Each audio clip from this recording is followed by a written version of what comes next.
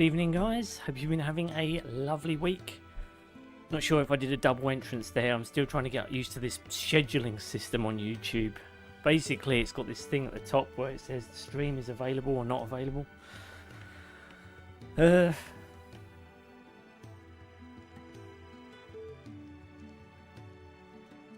Yeah, still trying to get my head around the system. Anyway, obviously, we are back playing more Final Fantasy VII. Final Fantasy VII, I keep saying that. Final Fantasy XVI. Fuck me. Losing my marbles. And basically, after last time, we beat Garuda. We saved Gavlar from getting killed by a load of soldiers. And now, well, we're back at the hideout having seen Jill, which makes Mr. X very happy. Yes, we're going to see what happens on this next chaotic stream, as it were. Part 4 already. Can't believe it. Anyway, if you enjoy my content, please throw a like and subscribe my way, as it really does help my channel grow and flourish. Alternatively, find me on Twitter at @HelloStitch, posting various news and updates. And with that said, let's get on with it. Yeah. Stitch, Dr. DM, how you doing, dude? Welcome to the party, pal. How you doing? Hello, DM. Hello, Mr. X. Welcome to the party, pal. Stick. Welcome to the party, Coach. pal. How you doing, dude? Yeah, welcome back to Final Fantasy VII. It feels like it, doesn't it? DM, you backed into my sports lorry. Oh, DM does that. He needs to sort his license out, and that means he needs to get good at driving. Hello, Gojiberry. Today is your day, Gojiberry, so watch closely. I'm assuming that means there's going to be some form of feminine shape that Mr. X is talking about. Mr. X, Sticky Bandit. Is that what you guys are? Is that what the nod was for? You trying to say I'm like the Sticky Bandits from fucking Home Alone? Is that what you're trying to say? Don't know whether to not get offended or to take that as a compliment. I mean, yeah, I get some bricks thrown at me, but fuck me.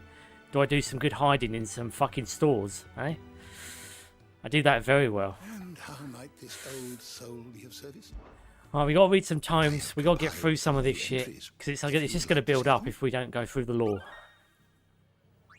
What level am I now in lore? Oh my god, level 2 lore! Level 2 lore! I've been meaning to show you. New entries. I feel so privileged. If you have a question for me, I should be happy to answer it. Oh my god. I wish it told you which entries have been updated. Alright, because I don't want to read all this again. The Imperial Bearer turned is that we're just going to read the last entry every time they do that, because I haven't got a fucking clue. However, after being drawn into fierce battle, Benedicta, dominant of Garuda, power of mysterious icon, Ifrit waits him, and he discovers the dominant of fire has long been searching for the one who killed his brother. Was none other but himself. Yes. That was the recent entry on that one. Jill, dominant of Shiva and Clive's childhood friend. In the wake of the tragedy at Phoenix Gate, Jill was taken prisoner by the Iron Blood army that marched on Rosaria and held captive on Hare Islands. What the... Okay. It was there that she awakened as the dominant of Shiva and was forced to serve as the Crusaders' weapon in their holy wars. Sticky. Adult waifu Jill. Have new outfit and you should like it, I think, Goji Bear. tcgstitch, remember to admire feminine shapes and womanly curves with respect for Isabel and Jill, two waifus. Okay, right, okay. Sidolphus, leader of the Hideaway and dominant of Ramu, warden of Thunder, born in the land beyond the twins. Sid journeyed to Valisthea as a sword for hire. It was here that he entered the service of Waloed, awakened as a dominant, and he was finally elevated to Lord Commander of the Royal Army. Lord Commander, guys. Lord Commander. You don't need any more games of phone references. That one will hit you like a fucking brick. However, he was soon to abandon his post and Benedicta that he might instead create a world where bearers and dominants can die on their own terms. I'm pretty sure we read that before. Or some iteration of that before. But I guess maybe one line of text changed, or one word. I don't know. DM, I need some break, about 30 minutes to keep eyes open, tcgstitch. He is always saying he has so much work to do playing FF16 on stream live. I do have so much work. I have lots of work. I'm doing treadmill work, I'm chatting with you bunch of reprobates, and I'm also playing. I don't have time for feminine shapes every 5 minutes. And besides, that is not fundamentally my interest, as you know, Mr. X. Storytelling is my interest. I still haven't picked my personal favourite waifu yet. Oh, that's going to take some time. That's going to take you some time, Goj. Yes, sir. As long as DM's doing his job. Got Lorath and Sid's voice to keep me company. You have. Benedicta Harmon, commander of the Kingdom of Walud's elite intelligences and dominant of Garuda, after Clive took her power at Caer Norwent, and the keep was set to fire. She and her comrades were forced into making a hurried retreat, only to be set upon by bandits. What was left of Benedict's power run amok, summoning forth the raging well within which she was the last to lose her life at the hands. Jesus, some of this text, I swear to God. Summoning forth the raging well within which she was at last to lose her life, hands of Clive Rosfield and his icon Ifrit. Dion Lazage, leader of the Dragoons, the most elite warriors of the Holy Empire of Sambrique, who are the first to leap into the fray when the Empire finds itself under threat, often literally. Dion is also the dominant Bahamut, Warden of Light. You guys are awoken. Barnabas the Mer, King of the Walud and dominant of Odin, the Warden of Darkness. He's got the coolest one, if you ask me. Odin is just lethal, I'm sorry, but he is. At the Battle of Belenethus for Tor, he not only took personal command of the Royal Army, but rode into the fray himself, galloping through the air atop his six-legged steed, and goading Bahamut into a duel that shook the skies. And I assume no one won that one, because we haven't got a conclusion. tcgstitch, look closely on details on two waifus, Isabel and Jill. Be right back. Nice, Coach. Gav, Sid's faithful scout, the ever-agreeable fellow, volunteered to follow after the dominant that Clive had long been hunting, only to find himself being hunted in turn by the Imperials. As luck would have it, Clive arrived in the nick of time to save his life, forging an unbreakable bond between them. Is that it? Oh no. Attendant to Margrace, servant of the man who goes by the name Lord Margrace. Together they travel across the Twins to some unknown end. And we found out last stream that that is actually Joshua. And he's clearly got some kind of heir or some kind of serve who she is. She must know who he is. Attendant to the Crown, second in command of the Dragoons, the foremost fighting force of the Holy Empire of Sambrique. His sword remains ever at the ready should anyone be foolish enough to make an attempt on the life of his liege lord, Prince Dion. Gerolf, who's dead. He got killed by bandits. Second in command of Walud's Royal Intelligence, is serving under Benedicta Harmon, killed by footpads while attempting to evacuate the stricken Benedicta from collapsing Caer Norwent. And the Hooded Man, mysterious man who we know now is Joshua, that many believe to be the dominant of fire. Clive first saw him at Phoenix Gate on the night of the Imperial invasion, and 4 years believed him to be the dominant of the icon that killed his brother, but to Clive's eternal chagrin, he's proved otherwise. He learnt himself a lesson. Right, I've got to look at some land law now. And I know what you're thinking. Why are you reading all this shit, Stitchy? What has this got? It's because I want to understand this fucking game. So that's why I read it. Don't necessarily want to read all this lore, but if I read it out, maybe a little bit of context will be kind of chime in my head eventually. And when I look back over these videos, probably at the end of all this, I can be like, oh, okay, I know, I think I get what they're talking about. Valisthea, a realm comprising of twin continents of storm and ash. Over the Mother Crystals stand timeless vigil At the foot of each, great cities have risen up over the eons, and around them powerful nations. Though the land has been blessed with the light of magic since time immemorial, in recent years a creeping blackness has begun to gnaw at its borders, the blight. And we come to learn more about the blight as the game goes on. Storm, the wise, the westerly of Valisthea's two great nations, with its frozen northern reaches, its temperate, marshy midlands, and the searing heat of the south. It boasts a breadth of climes and cultures not seen anywhere else in the known realms. Great. Sid's Hideaway. A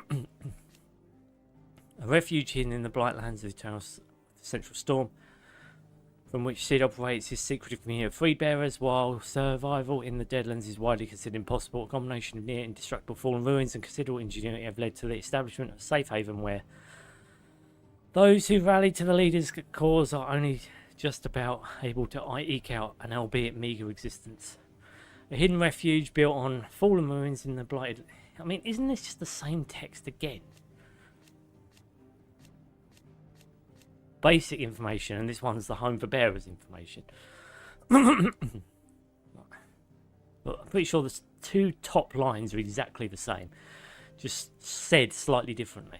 It's from here that Sid operates his secretive society of freebearers, so accustomed are most called branded to ill treatment at their master's hands.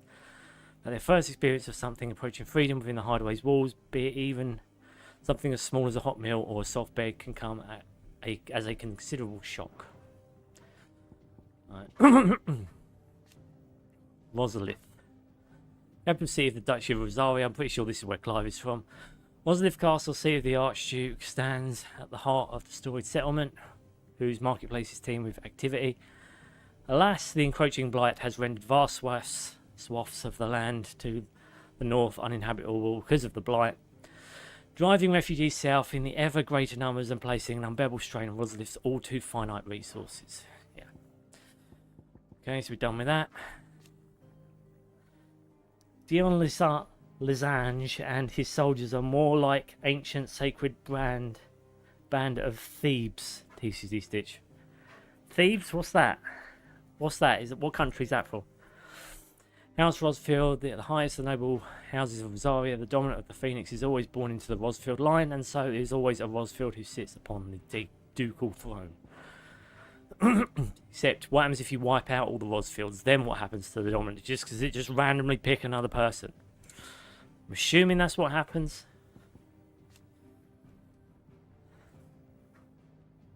But yeah, I don't know where that's from, Mr. X. What is that from? That war... Sacred Band of Thebes. What's from? I'm assuming that's an army in history or something. The Night of Flames, an imperial attack on Rosalia forces stationed at Phoenix Gate, made under the cover of night in the year 860. Archduke Elwin Rosfield was killed in the fighting, as were his two sons. Though the bodies of his sons weren't killed, they're both alive. Come on, Law, update yourself now. Though the bodies of the latter were never recovered, having thought to have been wholly consumed by hellfire. The attack was widely rumoured to have been facilitated by the traitorous Duchess Annabella, although official explanations attempted to shift the blame onto the Phoenix for having run inexplicably rampant. Yeah, but then who killed the Phoenix? That's what you guys have got to ask yourselves. Like, no one could... Someone would have killed the Phoenix afterwards. He didn't just run amok and blow himself up. Anyone reading this lore seriously, they should have known that shit. An elite unit of the Theban army, according to Plutarch, troop initially consists of 300 selected hoplites. What is it, like the 300? The Night of Flames sounds badass. I think we had that.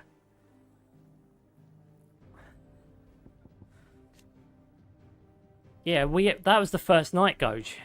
That was on the first sesh where everyone got betrayed. It's basically the Night of Flames is your Red Wedding in Game of Thrones, where suddenly everyone started betraying everyone. Still in Marsh, an area of swampland that stretches northeast from Rosalia Castle. The odd village could once be found here, but nothing to compare to the lively settlements that line the main roads of the realm. And with the encroachment of the blight and the creatures driven before it, Even these scant settlements were soon deserted.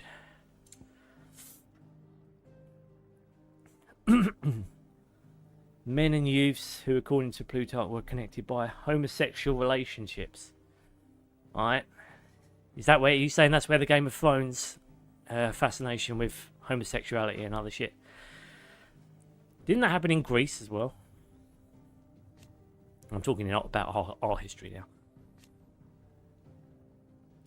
The Holy Empire of Sambrique, a nation occupying the northeastern reaches of the continent of Storm, with the great city of Oriflame as its capital. Sambrique is the realm's largest theocracy and home to the Mother Crystal Drake's Head. Under the rule of the Holy Empire, the people of Sambrique enjoy a life of plenty thanks to the Crystal's blessing, which they believe to be a gift from the goddess Gregor herself. A nation occupying the northern reaches of the continent of Storm. It's just the same line again. I mean, look at that. Literally, the top line doesn't even change. Just the spacing on like the second line for some reason.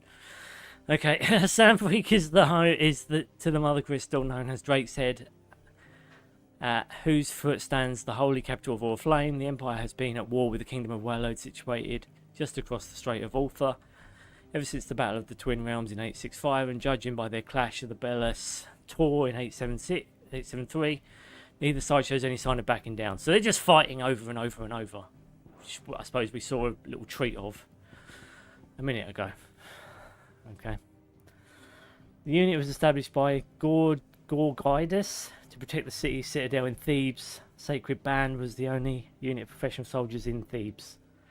I know, but what era are we talking? Like what period? Is it around the Greece times, or you need to spell it out for Mr. X? I'm not as versed in history as you are. The Imperial Army, the assembled forces of the Holy Empire of Sambrique, while officially under the command of the Cardinals, it is Holy Empire Sylvester Lesage who the legions truly serve. On the battlefield, the Dragoons, peerless lancers renowned throughout the realm, are the Empire's keenest weapon, descending from the skies to sow terror and disarray upon their hapless foes. The Imperials, we always know Imperials are bad guys. Look at Star Wars, always. The Dragoons, previously thought of as good, or at least I thought they were good guys. A lance-wielding knight of the Holy Empire of Sambrique, the Dragoons are trained in a unique acrobatic fighting style and modelled after the movements of dragons, which is characterised by sudden thrusts and disorienting leaps and dives. Gregorian scripture hold the creatures to be divine, a gift from the goddess herself, and so too are their namesakes revered by the populace.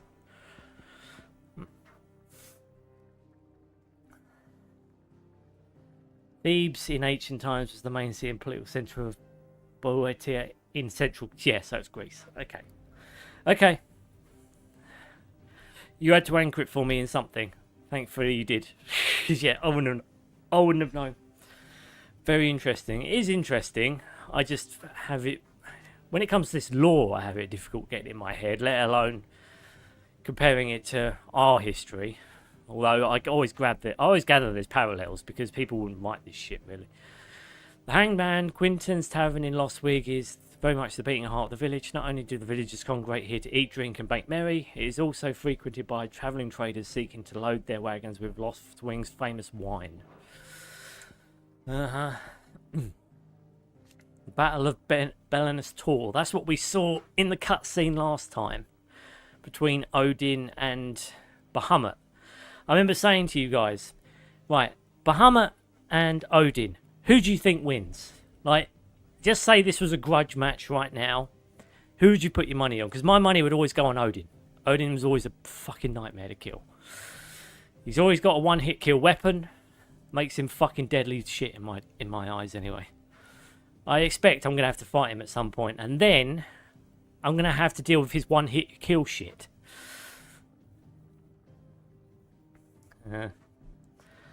Japanese for some reason love Dragoon. Yeah, the Legend of Dragoon and loads. Yeah, I think you're right. Many RPGs by now that spell dragon as Dragoon. Do they? Oh yeah, I suppose. Yeah, you've got a few games that use Dragoon, haven't you? Yeah.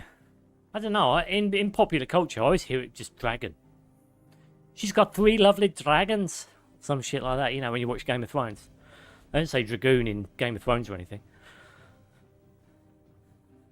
But I suppose maybe it isn't game speak. I don't know. Need break about 30 minutes. No worries, mate. Have a good one. Wait for me. DM. Help tcgstitch. Help me always, guys. Anyway, the Battle of Belenus Tor was a conflict fought between the Holy Empire of Sandbreak and the Kingdom of Wellode in the year 873. Having lost vital territory to Sandbreak forces 8 years earlier in the Battle of the Twin Realms, the Wellodes launched an assault on the eponymous peak, looking to regain a foothold in the Imperial lands on the opposite side of the Strait of Ultha. Both sides fielded their icons, and in the ensuing showdown between Odin and Bahamut, the entire Sandbreak's legion was lost, and the Wellodes regained their outpost on the Storm. Which side won then? I'm assuming Odin won. I'm waiting. What, you're waiting for feminine shapes to appear, are you, DM? Well, you might be waiting for a bit of a time yet. Orabel Downs in southwestern Sandbreak, where the Great Wood ends, lie the secluded meadows of Orabel. Here the soil is rich and the climate temperate, while the slope terrain provides ample runoff for rain, making the location perfect for the growing of wine grapes, something the residents of nearby Lostwig take very seriously. You always need wine. Good ale. Good ale. Ale and me, wasn't it, back then?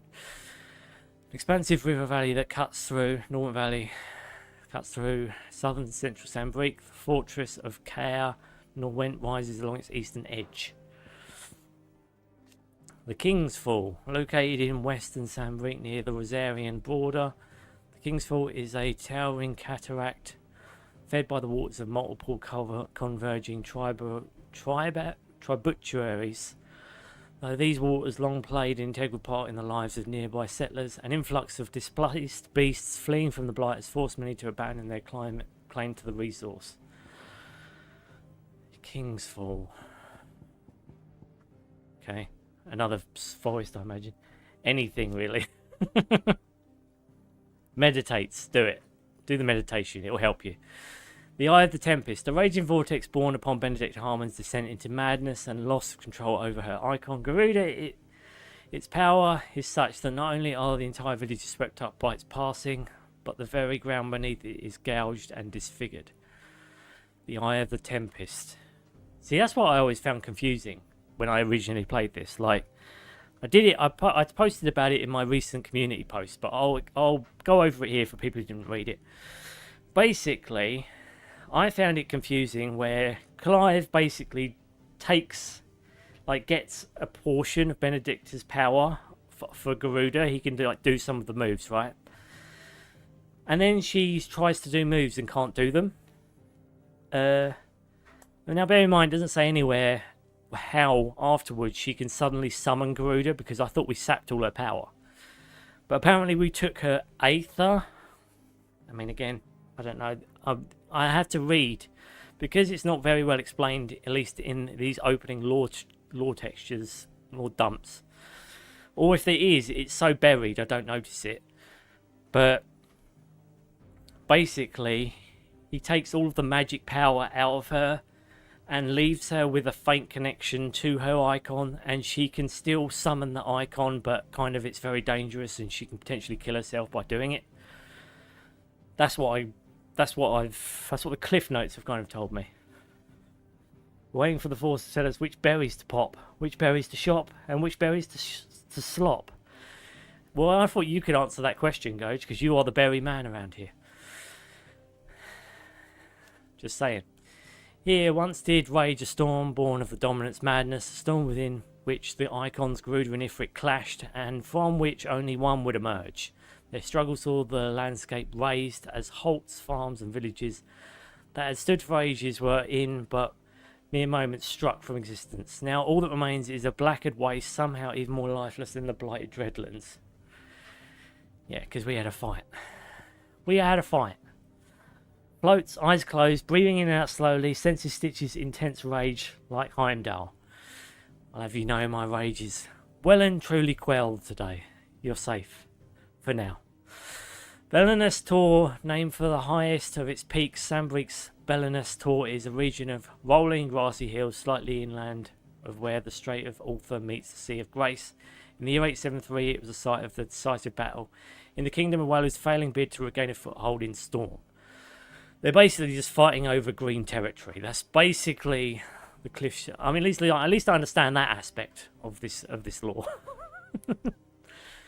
The Dalmekian Republic, a nation formed from a federation of 5 smaller states, is located in the southern half of the continent of Storm and has its capital at Rosaria. It's also the home to the mother crystal known as Drake's Fang. Why can't they just name him something else? Drake's arsehole.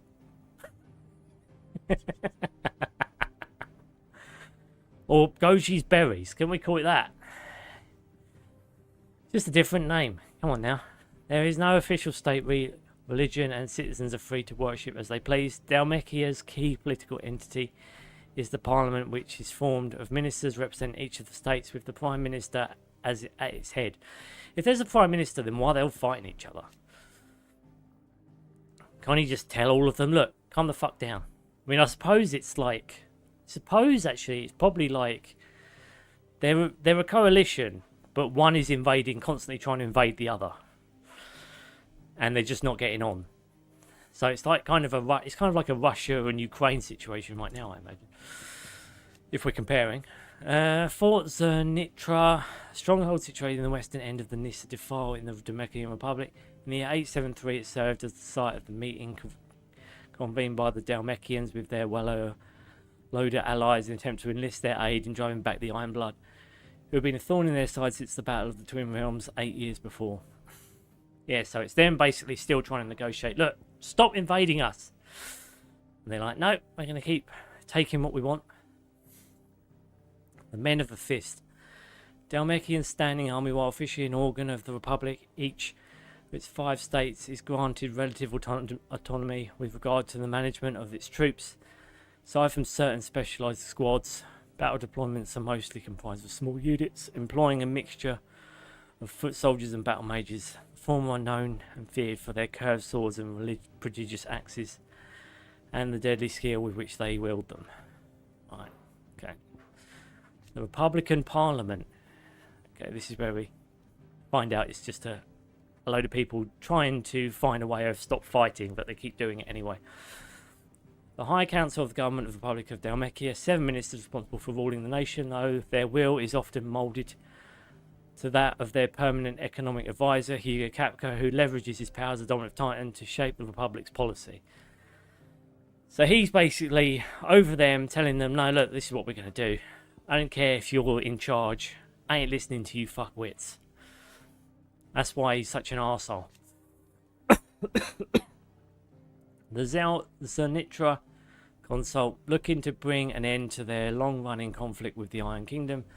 The Dalmeks convened a council with their Waloda allies at Zemitra stronghold. However, the Walods were unwilling to concede to the Dalmeks' request, leaving the Republic no choice but to field its dominant. Hugo Kapka, in doing so, Parliament further indebted itself to this already powerful player in national politics. They sent him out, and now they're more in debt to him. Right, good. He's just amassing power over and over. Right, I'm not reading the top line more than once, because it's very clearly just a copy and paste. The sole surviving nation in Ash is the Kingdom of the Walode. Walode has its capital at Stoneair, home to the Mother Crystal Drake's Spine. A warlike land, its considerable military might serve to keep neighbouring countries at bay, while Walode does maintain a national alliance with the Dalmekian Republic in Southern Storm. It is very much a marriage of convenience. Okay. So again, 2 sides of the same coin that don't like each other. Classic. So none of these kingdoms get on, is what we're saying. Right. A warlike land, its considerable military might serves to keep neighbouring countries at bay. Not all are deterred, however, and the constant need to fight off hordes of beastmen prevents the Royalists from launching a full incursion into Storm. Its rulers, Barnabas Themir, dominant of Odin, and Warden of Darkness, recently dispatched units of intelligences to Storm with orders to scout ahead prior to a full-scale invasion, having ceded territory to the Holy Empire of Sanbreek in the Battle of the Twin Realms in the year 865. The Waluders launched an attack in Belenus taught in 873 with the intent of regaining their lost foothold on the continent across the strait. Yeah, so they're trying to... Okay, so the guys who were following Odin were basically trying to get their shit back. Is that what it is?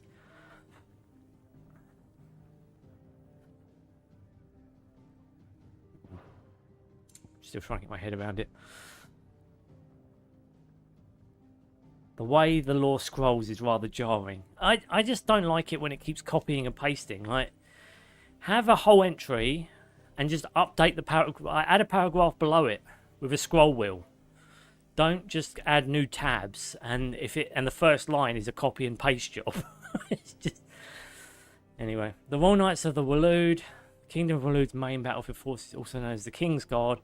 While they ultimately answer to King Barnabas, the Knights' orders are usually issued by their Lord Commander of the Royal Intelligence Special Unit led by Benedicta Harmon. Dominant of Gruda are noble except this rule pointing it as they do directly to the King. Okay. Royal Intelligence Seers. See, look, if you look at that, the top two lines are just copied. Yeah. The Royal Intelligence is an elite unit of Royal Knights of Waloed led by Benedict Harmon, who led clandestine incursions deep into territory enemy nations for myriad purposes, espionage and assassination chief among them. Unlike Waloed's main battlefield forces, those whose orders are usually issued by their Lord Commander, the intelligence reported directly to the King, or at least they did until their dissolution in the aftermath of Cid and Clive's surprise attack on Caen or Went. That's what we just did. Thalen, a mining settlement on the southern part of the continent of Ash, it is known for the adamantite it produces. It's a resource highly prized for its unrivaled durability, but this is both a blessing and a curse, leading as it has to repeated attacks by marauding orcs over the years. They're previously well protected. The encroachment of the blight has seen citizens deserting in their droves, leaving the town ever more vulnerable to attack.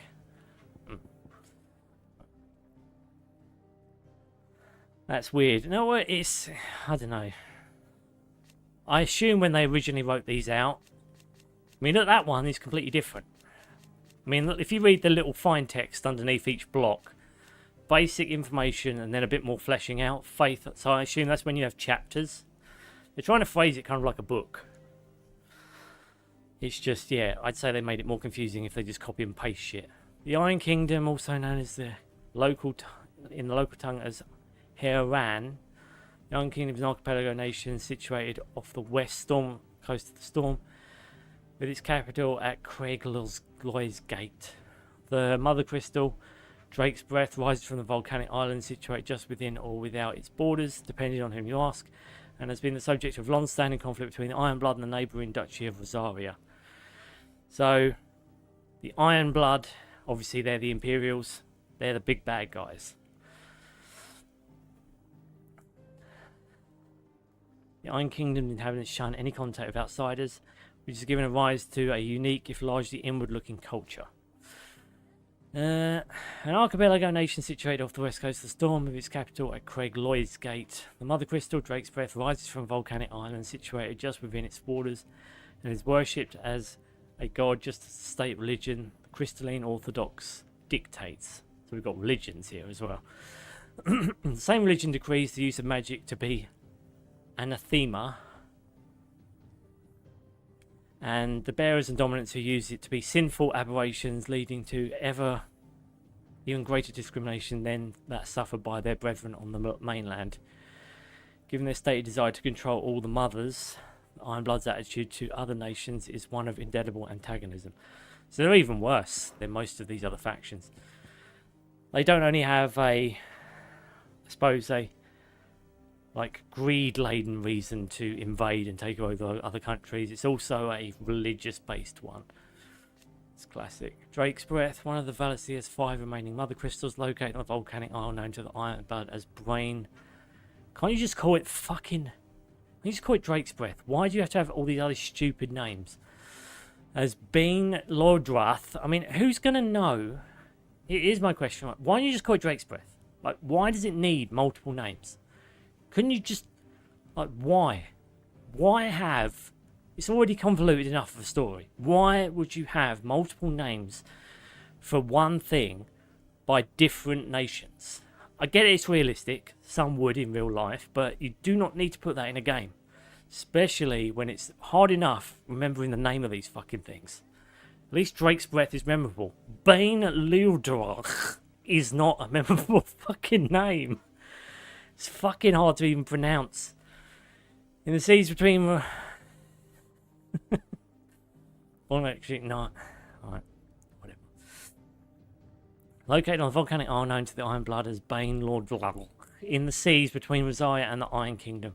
Though its occupation can historically be traced to the duchy controlled the crystal, was recently wrested from Rosaria's grasp by the Crusade following a series of bitter conflicts. You mean a flat betrayal? That's basically the only reason they won.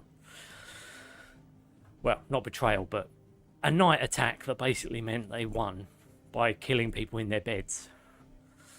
The Iron Crusade, the fighting forces of the Iron Kingdom, ultimate command rests with the king, who issues orders directly to the commandeers of each of his battalions. Ironblood soldiers generally prefer heavy clubs and great axes over swords and other lighter weapons. This rather brutal approach is indicative of their overall attitude, which has earned them a reputation on the continent as savage if somewhat primitive warriors. The Boiling Crusade. Surprise attack launched by the Iron Kingdom on the Duchy of Rosaria in the year 860. That's the ultimate betrayer one at the beginning. Rosaria was critically weakened at the time, having lost Archduke Elwin Rosfield and been plunged into chaos in the aftermath of the attack of Phoenix Gate. The Iron Blood unleashed a wave of murderous destruction on the Rosarians and returned home with human spoils in the form of countless young women and children, Jill Warwick among them. Yeah. Bandits. Those who would make their coin by stealing from others or from their corpses. Banditry is outlawed in every corner of the realm, so those who turn to it must make their beds far from the eyes of the constabulary, often setting up camp in abandoned villages. Some brigands will elect to band into small armies, and together they might have the strength to make raids upon towns and villages in the south, in search of food and funds they need to survive. The Northern Territories, a bitterly cold region in the northern reaches of the continent of Storm. It was originally home to the mother crystal known as Drake's Eye, around which a series of small nations sprang up. Nations whose belligerence proved troublesome for Rosaria over the centuries. In time, however, the mother crystal's power dwindled, and with it the power of these warlike nations, with the blight encroaching on their territory ever more. The remaining tribes were united and pacified by Archduke Elwin Rosfield of Rosaria in the year 854. Okay. Crystalline Orthodox. A religion dedicated to the worship of the Mother Crystals, its priesthood enjoyed great power, with the patriarchal leader and chief shepherd of the faithful, the most powerful of all. While best known as the state religion of the insular Iron Kingdom, it was once practiced throughout Valisthea. To its believers, the Mother Crystals are literal gods, and the wasteful expenditure of aether through the use of magic is strictly forbidden. As such, those who do use magic, dominance and bearers both, are seen as subhuman abominations. So it's because of religion that you wouldn't champion these people, even though they are the next step in evolution. The Battle of the Twin Realms. The Battle of the Twin Realms was a conflict fought between the Holy Empire of Sambric and the Kingdom of Waloed in the year 865. Sambrique's forces with the power of the icon Bahamut on their side. Okay, so they're with Bahamut. Okay, at least I know that now. Took the Strait of Altha back from Waloed, putting an end to the blockade that had lasted several decades. The Waloeders, looking to hold back the Sambrique's advance by any means necessary, formed an alliance with the Dalmekian Republic, who themselves were waging war against the Iron Kingdom on the western front, and prevailed the Empire from progressing any further. Okay.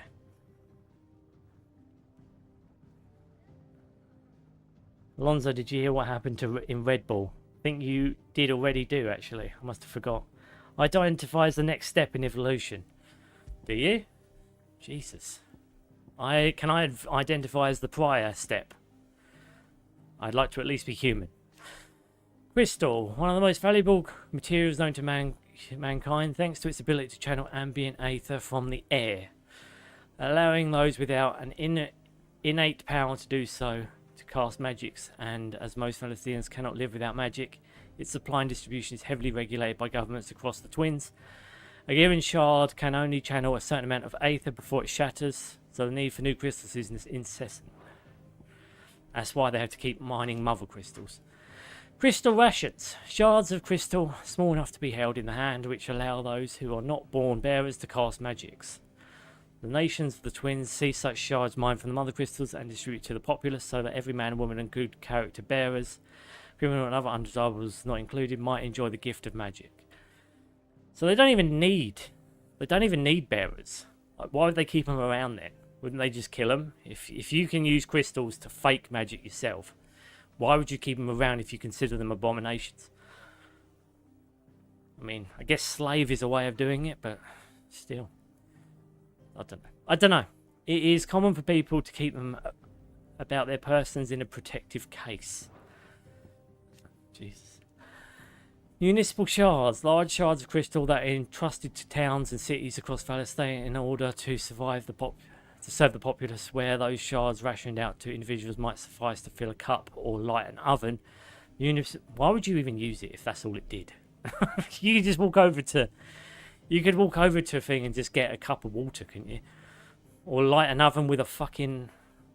maybe that's harder considering this is old. I suppose old country. I don't know. Municipal shards fill wells. Municipal shards fill wells via forges and light the streets of the great cities of the Twins. And yet they're considered abominations considering how much they can actually do. Yeah, Christian Homer is my new driving instructor. Does he eat donuts? He's really fallen from grace. Oh. You need to give him some berries and get him back on it then, go. Simple as that. Aether. The life force of the land and the source of all magic. The amount of aether a spell consumes depends on its strength, with those manifesting more potent forces over a wider area coming at a greater cost. Larger crystals can challenge more aether than smaller ones, and thus can be used to cast more powerful magics. One might use a small rationed shard to grill a fish, but would require a large municipal crystal to fire a blacksmith's forge. Yeah, so that's apparently... Aether is apparently what we took from Benedicta. And that's what made her weak, so she couldn't summon Garuda's spells, like skills, anymore.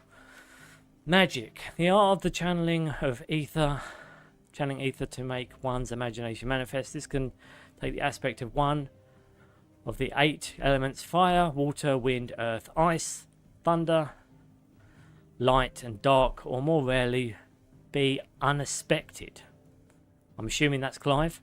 While bearers and dominants can cast spells at will, others require crystal to do so. Magic is a part of everyday life for the people of Valisthea, making it all but unbelievable when they are deprived of its gift. Shocking end to his 20 years of being with RB. And more rumors about Max going to Mercedes. Guys, they're talking about car things I don't understand. It's pronounced Ether Stitch. Jeez. Ether. Fuck yeah, Gorge. First shield. Title granted to the mightiest and most stalwart shield of the Rosarian army. The first shield is entrusted with the personal protection of Dominant Phoenix and is gifted a portion of Icon's power over flame, a boon known as the Blessing of the Phoenix.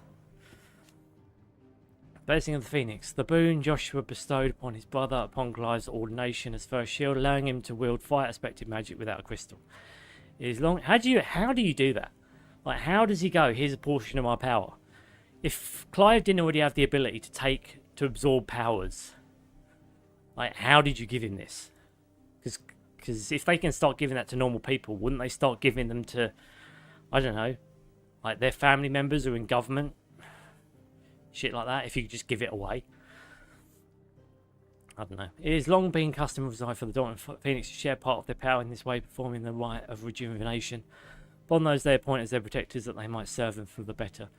Mind you, maybe it's a greed thing. Like, I mean, I can't see that Cupca bloke giving up a portion of his power. Oh my god. Right, the amount of shit you gotta read. Come on, Stitch, I thought you were better than that. What? reading car shit. No, I'm not. Are you listening to me reading lore dumps? Because clearly that's not interesting to you. So I think it's a two-way street there. I don't expect you to be interested in this car stuff. Nah, sorry. Dominant, those within whom sleeps the power of the icon. Though they look and think no differently to any other man, woman, they can not only cast their magic spell at crystal, but also transform themselves into beasts of world-shattering strength at any moment. Quality for which they are honoured, worshipped, and feared the realm over. Right, what changed there? Alright, so the first paragraph I'm not reading again. There is only ever one dominant for each icon, a new dominant only awakening after the previous dies. Some awaken at birth while others are chosen later in life. But once one is chosen, once one is chosen, one's life changes forever. Okay. Icon. Look at that. Look, that big block of text at the top is the same. Magical beings of godlike strength who dwell within human hosts, known as dominants, only emerging when the dominant primes. History records 8 icons in total, each with unique elemental affinity. It's commonly held that 2 icons of the same element cannot coexist, even though they have in this case. But as none has ever witnessed all of the rare creatures together, the conjecture is yet to be proved. 8 icons in total, each with their unique elemental affinity.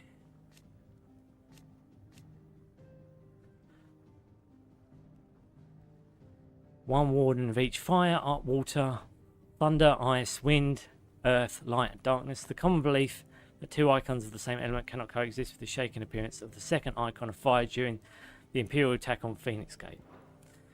That's when they knew it was real. There's 2 of them. Now you pronouncing ether. I'm not having you two get on me like this. Revenge will be had. So I can't read for shite too, you've heard me struggle. Yeah, I know. I'm in between because I love both car stuff and FF stuff. See, Goj is getting a bit of both here. He's getting a bit of taste of both. I envy you, Goj. Priming, the act of dominant transforming their living flesh into that of an icon. Dominants, most often primed during times of war, using the immense strengths of their icons to turn the tides of battle. Though it is usually done deliberately, the dominant remaining in control of the icon, even when primed on occasion. Dominant will lose control of their powers and see their icon run riot. I assume that's what happened to Garuda then. Semi-priming. See, this is, so you can have a hard-on and a semi-hard-on. You see, that's how it works. That's how it works, guys. That's how it works. In case you're curious, okay? That's how you got to think of it. You can have a small stiffy or you can have a full stiffy. That's how you should think of prime and semi-priming. You see, I've only got. That's what they should say. They should say shit like, "I've got a semi." Oh my fucking... Okay.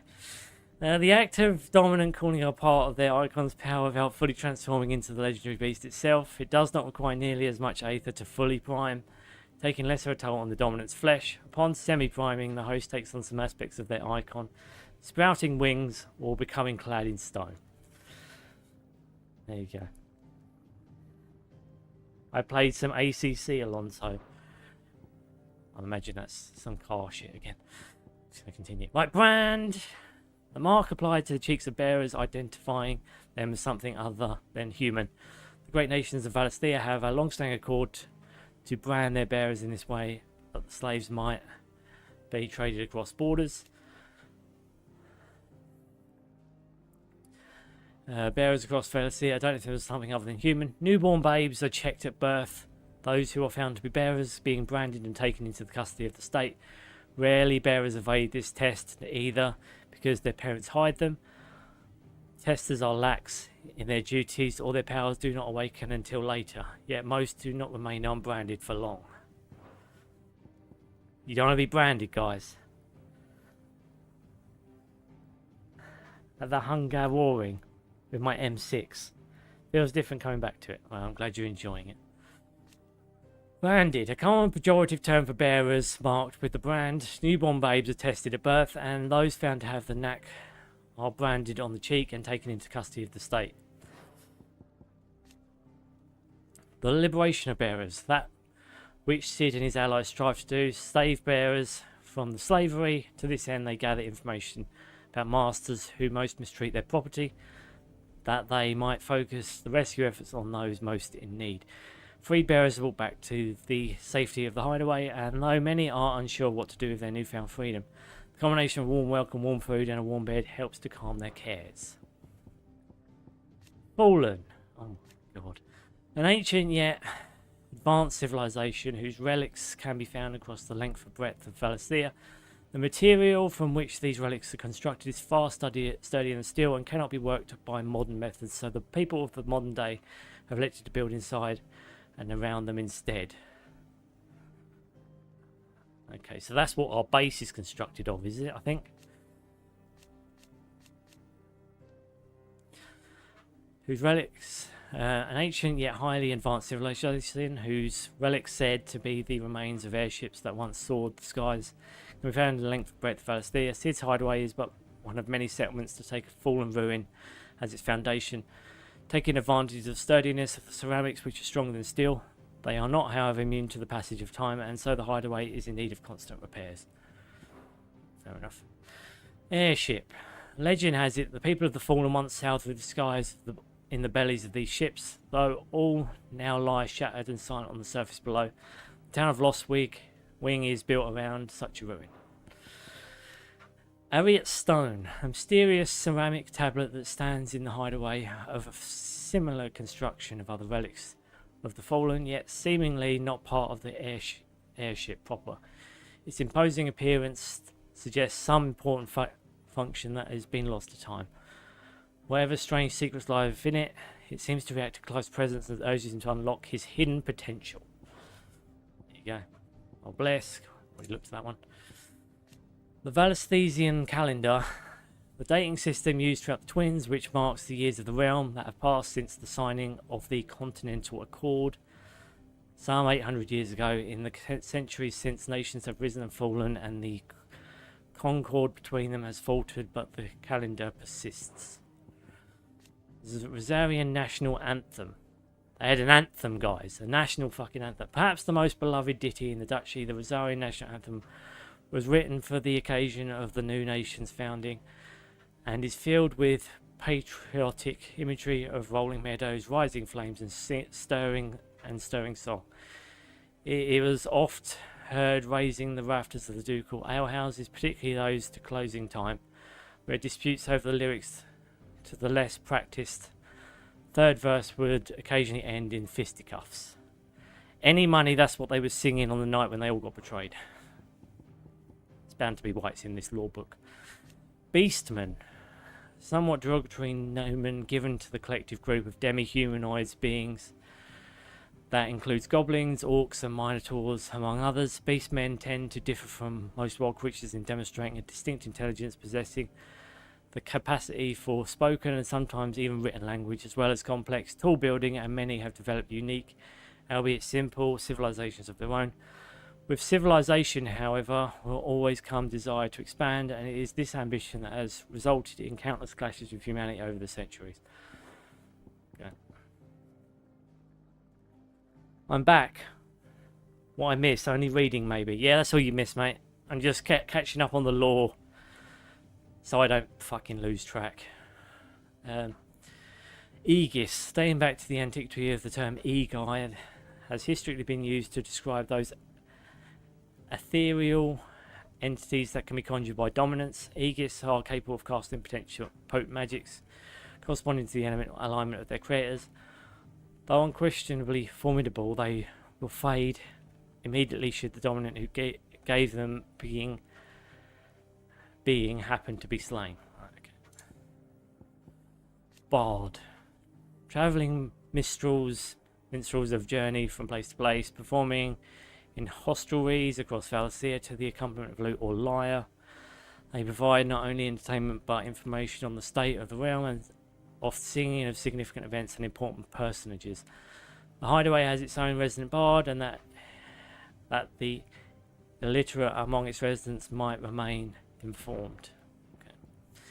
Crystal fetters, a restraining device of bearers and dominance. that uses precisely arranged and activated shards of the crystal to disrupt the flow of aether through their flesh, thus preventing them from priming or casting magics. So valuable are the materials which they are made, and so rare the skill required to craft them. There are very few specimens in existence, and they are only employed when absolutely necessary. That will probably come up at some point. Orchestrion. A curious clockwork contraption that is able to perform several different musical compositions at the flick of a switch. That's our music player, Meteor. The burning red star that sits beneath the moon. Folklore ascribes the Meteor to the role of message bearer to the moon, so it's common custom across Valisthea to wish upon a star that one's heartfelt desires might be conveyed to the heavens and beyond. I don't know, that sounds a bit peppy for a world that's so fucking, well, shit, to be honest with you. The Journal of Moss. The Annals of the Moss, a chronicler, scholar of Valisthean history, noted not only for his singular insight but for the lyricism of his writing and exceptionalism that earned him the enmity of his fellow scholars and drove him from public life. Such were their misgivings towards him that only a handful of copies of his journal were ever produced, making the tome a prized find among collectors. Right, we're nearly there. Bestiary. At least this one is about monsters. This one should be more interesting. Ifrit. Second aspected icon. At first emerged in the year of the realm 860 when Imperial forces attacked the Rosarian stronghold of Phoenix Gate. Clad in ethereal flame, the fiendish creature flung himself against the Phoenix, overpowering the icon with strength and ferocity never seen before or since. Its reappearance was to usher in a second shocking revelation that the dominant was none other than Clive Rosfield. There you go. Phoenix, the Warden of Fire, whose strength resides within Joshua Rosfield, heir to the Rosarian throne. Phoenix is always born in the ducal line and is worshipped by the populace, not least because its flames of both destruction and regeneration have delivered the duchy from disaster many times over. The Warden of Fire, last seen on the night of the Imperial invasion, Phoenix Gate, in the year 860, when the young Joshua Rosfield lost control of his powers. Phoenix first awakened among the motes of fire, an ancient tribe who dwelled in the western reaches of the storm, and the careful preservation of bloodlines among the Rosarian nobility ensured that its dominant would always be born in the ducal line. Yeah. Okay. Young Jill prayed to Meteor to keep young Clive safe, and young Jill in that time she shed one tear. Meteor, what in the? Pretty sure I saw that in one of these lore pages. Meteor.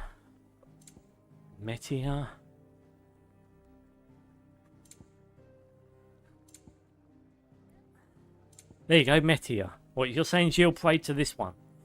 Burning red stars this week, and folklore ascribes the Meteor to the role of message bearer to the moon, so it is custom across Valisthea to wish upon a star, one's heartfelt desires that might be conveyed to the heavens and beyond. That sounds like, but again, that sounds like a wish a child would make.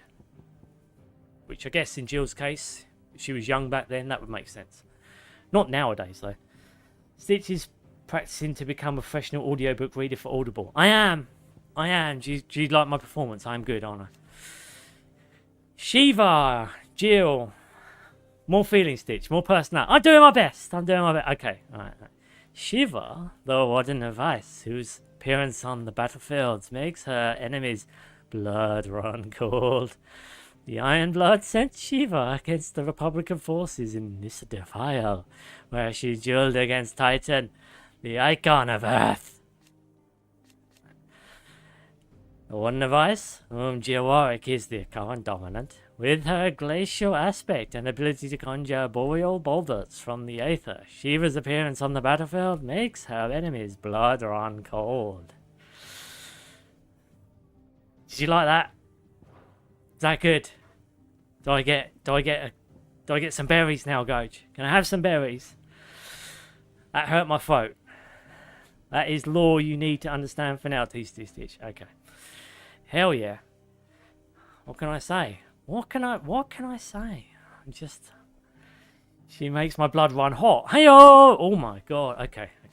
Calm down, guys. Calm down. Just bear with me. Ramu, the Warden of Thunder, whose power most lately awakened within Sodolphus Telemann.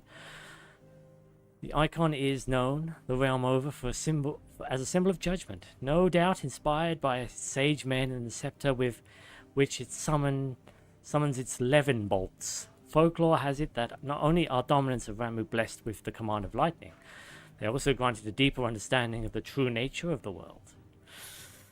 There you go, you see.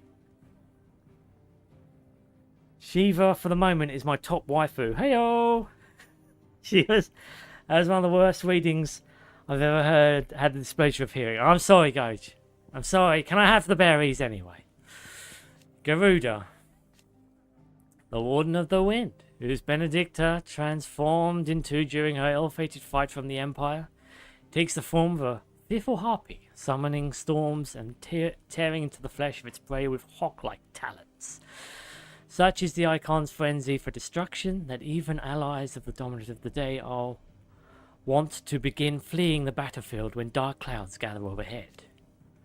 Jesus Christ, how much text has changed? Hardly anything. Look at that. Just one paragraph. You could have just gotten rid of the top bit. Why'd you add it back here, for fuck's sake? Anyway, its dominant is most often born among the descendants of the motes of wind, an ancient tribe that once dwelled in the spanning the strait of the Ultha, which is now the crystalline dominion. Right, okay, cool, whatever. Titan, the Warden of Earth, of whom Hugh Kepka is the current dominant. He takes the form of the stone-skinned giant whose granite fists shake the earth with every mighty pummel. Titan's dominant awakens among the peoples of the Melmacian deserts. The recipient of his strength being granted great power and status by the Republic in return for a commitment to protect the nation in times of war. See, did I do good? Did I do good? Take the berries, I've got plenty more. Thank you very much. Okay, just let me eat those quick.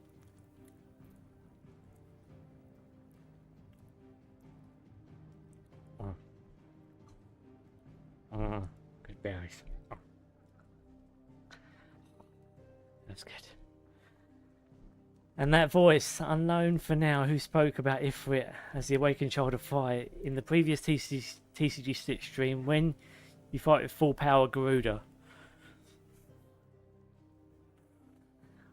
That is a good question. Who did speak about Ifrit? Who indeed? Who writes all these entries? Is it Clive? Is he sitting here writing them down? I don't see Clive in his miserable state to get home after a tough day of fighting and be like, right, I have to now write my lore entries. I've got to do it now. Or at least I've got to go up to the lore guy and say to him, lore guy, listen to me. I've got to relay my story to you, bruv. Right, there is this chick. She nuts. She turned into a massive monster. I killed her. I turned into a monster. She died. And then he found a way of sitting down and writing that all down and making it sound more profound. You see? That's what happened. That is canon. I'm just adding that here. Anyway. Bahamut, the Warden of Light, whose power dwells within Dian Lazage. Prince of Sambwick. In the Holy Empire, the Gregorian faithful hold dragons to be sacred creatures, and Bahamut the most sacred of them all. Because of this, as well as the protection it grants them, the icon is loved and revered by the Imperial populace. An Imperial populace that, by the way, has an issue with people who cast magic and everything like that. In fact, they have aren't they, like, religiously against them? So why the fuck do they let Bahamut get away with it? It's just because he's a dragon. Odin, the Warden of Darkness, who rides into battle atop his spectral steed, and whose black blade is said to be sharp enough to split the very seas in twain. His latest dominant, King Barnabas of Wellode. Waluda. Karada. An ethereal conjuration summoned forth by Benedicta Harmon when Clive encountered the dominant of wind near Lost Week. Despite their size, the creature's heavily feathered wings did not seem to hamper its movement, which was disconcertingly nimble. More so than speed, though, it was Geralda's array of powerful magics that set it apart from lesser foes. Damn, I've got yard work to do. I shall return. Okay, Gage. When you can return, bring berries. More of them. All of them. I'm going to need them after all this lore. Supana, an ethereal creation of Benedict Harmon, dominant of wind. When summoned in Ken or went alongside her twin, Geralda, the pair worked in tandem to attempt to overwhelm Sid and Clive, wielding a panoply of potent magics and deadly aerial assaults. And they lost. Goblins, a common species of beastman. While at first glance they may seem like mindless predators, goblins have their own unique language and are skilled enough to both cast magics and make rudimentary tools and weapons. While mostly found on the continent of the storm, the spread of the blight has forced them to find homes nearby human settlements, a move that oft ends in misunderstanding and bloodshed. Gigas, massive goblin. As they are oft witnessed in the presence of the goblins, many believe these limbering brutes to be the goblins themselves, albeit ones that have grown to prodigious sizes. Scholars, however, deny these claims and insist that the two tribes are independent and their relationship a symbiotic one, with the Gigas providing protection to the slighter goblins, who in turn provide the craftless giants in sundry arms and vestiges such as the channel caronets created from the bones of their victims. The spread of the blight has seen both tribes impinging on human territory with increased frequency, and recent spottings having put them as close to civilizations as Three Reeds in Rosaria, which is where we fought them in Father Cool. Orcs, a warlike yet surprisingly organised species of beastmen native to Ash. They have long been in conflict with the Waloods over control of the continent, and currently count the bulk of its eastern half as their own. However, the encroaching blight continues to eat into the amount of livable land, making the fight for more territory ever more vital. Minotaurs, hench ball guys. Towering beastmen that combine the heads of oxen with bodies eerily human. Minotaurs are abominably aggressive, a trait that suggests that little man remains within the beast, and roam the grassy meadows of Rosaria, dotting out violence seemingly indiscriminately with their crude yet massive clubs. Despite the obvious danger, however, hunters still actively seek out these menaces for their lustrous manes, which often command exorbitant prices at market. Ooh, thanks for that information. Vampire thorns, in other words, Venus flytraps. While most flora is thought of as stationary roots building them to the soil upon their matron seed first fail, there are some species which have uncanny capacity for locomotion. Species such as Northern Storm's vampire thorn, instead of drawing nutrients from the earth, these picture-like plants hide themselves in the undergrowth where they wait for prey to happily stumble by, which time they rush over, emitting a foul cloud of mind-numbing pollen and vicious sap to disorient the victim while they strike and strangulate it and a pair of frighteningly long vines. Ugh. Morbilis, Morbles, or fucking Malboro. The foul cocktail of biome partially digested prey that accumulates within these giant carnivorous plants bellies makes their breath so particularly rancid that it can be used as a weapon to repel would-be attackers. Morbles favour more humid climes and as those found on the volcanic isles of the Iron Kingdom. However, the spread of the blight has driven the mobile flora to cooler areas such as the swamps of Rosaria. Hornets, most commonly found in the woodlands of Rosaria and western Sambrique. Hornets are often mistaken for birds due to their prodigious size. This mistake, however, can prove deadly. The overgrown insects are extremely territorial and highly aggressive and will attack all that might venture near their hive, using stingers laden poison potent enough to subdue creatures as large as a wyvern. Black widows. Unlike many arachnids, which use gossamer webbing to ensnare their victims, black widows prefer instead to cling silently to trees and cliffs and await the passing of an animal below, at which time they will leap down and assault their prey with hooked limb and caustic spit. They prefer dark, cool environments and as such are rarely seen in Valisthea's southern deserts, yet we saw some. Chocobos, favoured steeds of people of Valisthea. While they are mainly bred for riding, some are used to pull wagons, and some are even eaten, but the boldest and bravest are put forward for use by the military. They are intelligent and fiercely loyal creatures and tend to tolerate only their master's attention. Wild choppers are no less vigilant and will readily attack anyone who they perceive to be a threat. Anyone who isn't carrying a fistful of glacial greens, that is. Of course. It's always glacial greens. Wolves. Inadvertently, individually lacking in both strength and speed to subdue prey of any considerable size, wolves will instead hunt in packs, communicating amongst one another as men might as to overwhelm their victims, and while forever wary of other creatures.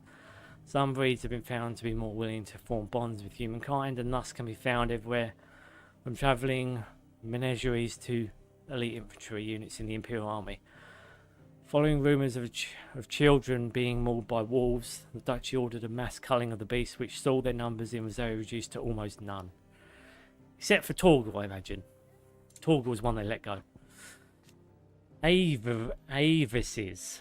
Middling dragons whose membranous wings are attached to their forelegs rather than their torsos, and end in hook-like talons used to rip apart flesh from their prey. Their abundance in northwestern storm eventually resulted in mass domestication by the Imperial Legion, which alongside the spreading of the blight drove remaining populations south into the deserts of Dalmekia, where they now struggle for supremacy with existing species. Fafnir of the North, an ancient dragon adapted exclusively for life on the ground, and as such is encased in thick bony armour. Though its kin once claimed dominion over the northern territories, the spread of the blight inevitably forced this once gentle giant south in search of prey. Stoluses. Don't even recall these. Oh, they're the ravens. He sent a raven, but they're called Stoluses in this. Okay. Owls capable of transmitting the thoughts of others, specifically those with whom they are attuned. In response to the ancient incantation, their lith-filled third eyes store these thoughts in the form of aether, allowing them to be passed on as and when required, though only to the intended recipient. Stoluses are mainly kept by royals, nobles, and other figures of authority for the purpose of sending secret or urgent messages, and are seldom available to common folk. The incantation Omir lost Elan to Isag Cleith can be loosely translated as "My will is now thy burden. Near cleft our bond shall be." Okay. Well, we just got a lore download. How long did that take? About an hour. About an hour to go through that fucking lore. Jesus H. Okay. The door to the shelves shall ever be open. That is how much reading is in this. And that's not even all of it. I read a chunk of it in one of the streams as well. If you can read, don't let Otto know. We'll put you to work on the ledgers too. No, he won't. I'll tell him no. A bit of the old fire back. I expect that's your friend's influence. You hold on to that one, all right? Alright, bruv. Alright. What you got for me, Kenneth? Ah, Clive. I trust you're settling in. Gradually getting used Go to the forwards. I'm glad. I will. I don't want to miss I anything, was Mr. hoping X. you might be persuaded to come to my aid once more. I'll do the side Your quest. services will be rewarded, of course. place. I don't doubt it. Seems to be the way around here. We strive to be better than those we once served. Now, as to the task itself, I am once again in need of a pair of hands to deliver sustenance to our esteemed companions. I have Time to 3 see Adult meals for Jill. 3 You'll see it industrious before the souls, stream's what up. say you? I'd be happy to help, I'd be happy to as long as I get paid. Marvelous. The 3 individuals you'll be seeking out are busying themselves about the hideaway. You'll find one by the entrance, another in the bunks, and the other guarding the cells. You should hold those plates up, Clive, otherwise you'll spill it on the floor. Prioritize quest. Alright. Kenneth is a miracle worker. You just don't have enough teams to follow every lead. Alright, so they're not in this place then. They're about the joint. Dee dee dee dee dee dee dee dee dee dee dee dee dee dee. Ooh, something smells good. For me, I hope. Got some grub for your love. Courtesy of Kenneth. Courtesy of Ken. Hearty meal. There you go. He just reaches behind and hands it over like it's a fucking potion or something. These birds are needy creatures. They don't like me running after the fat chocobo behind their backs. The fatty chocobo. They must keep you busy. There's never a moment's rest. Probably for the best I eat down here, reeking of the staples as I do. I'd only put people off their food. Poor And Chocky. who has time to wash and dress for dinner when they've got little darlings like these to wait upon, eh? Anyway, thanks for the food, and be sure to give Kenneth my regards. I'll tell Kenneth. You look after that little chocobo. Told Kenneth I was hankering after some eggs. Oh, I've been looking forward to these all day. Some eggs, eh? Scrambled? Dee dee dee dee dee dee dee dee dee dee dee dee. Am I giving some food to that bloody dickhead who took my fucking clothes off? Oi. Back so soon? Fancied another kip in the cells, did you? I always do. Silly. He thought you might be hungry. After seeing my willy.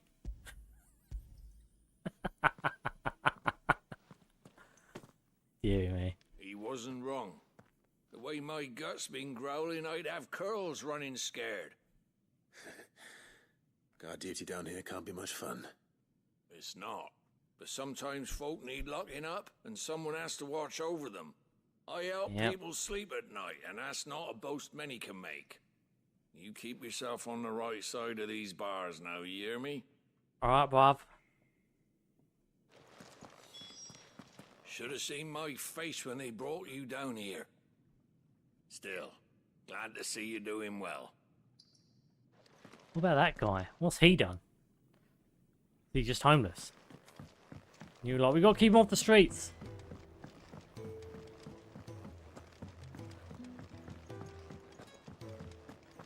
Gotta deliver another stack. Sorry, chicken. You! Newcomer! I need help. Alright. What's the matter? It's my assistant. She left to gather soil, and I've seen nothing of her since. I cannot concentrate one whit for fear of what might have happened. Please, I beg of you, will you go and check? I have to know. Sure. All right, I'll go.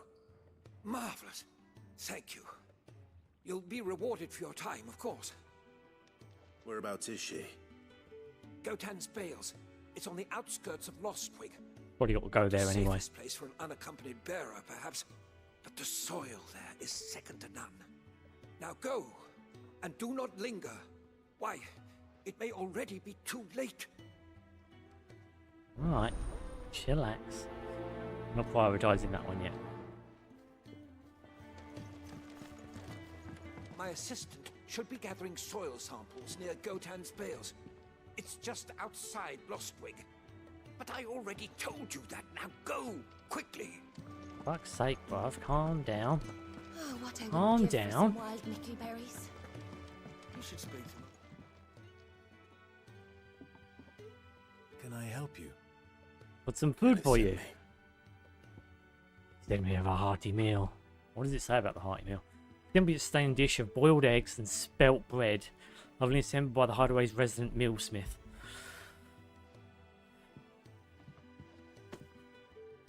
Ah, wonderful. Do you hear that? Our food has arrived. Does your appetite still elude you? I'm going to share my eggs with you. I'm afraid so.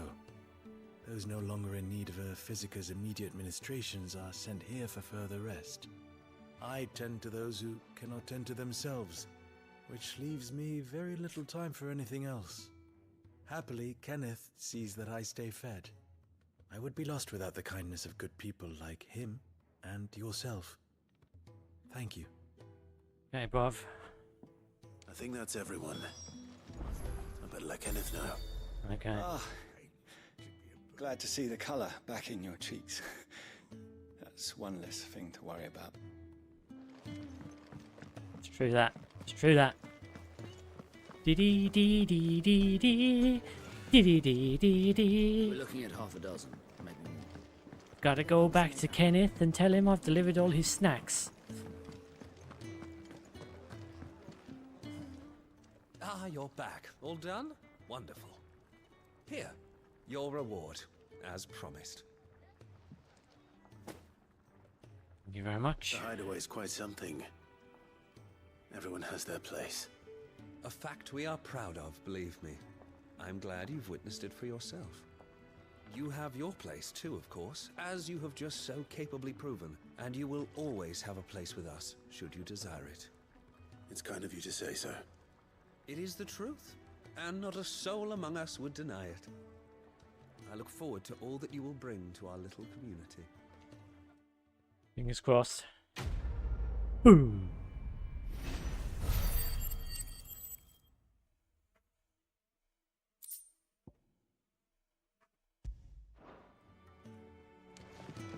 Dee dee dee dee dee dee.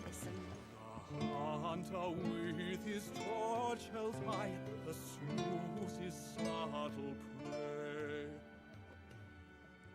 But bitter winds put out his light before the break of day. Is that Ifrit he's singing about? Dee dee dee. The Duchy of Rosaria.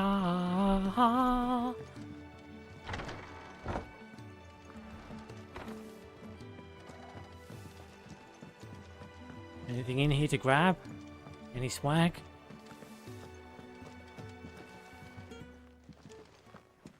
No swag in here.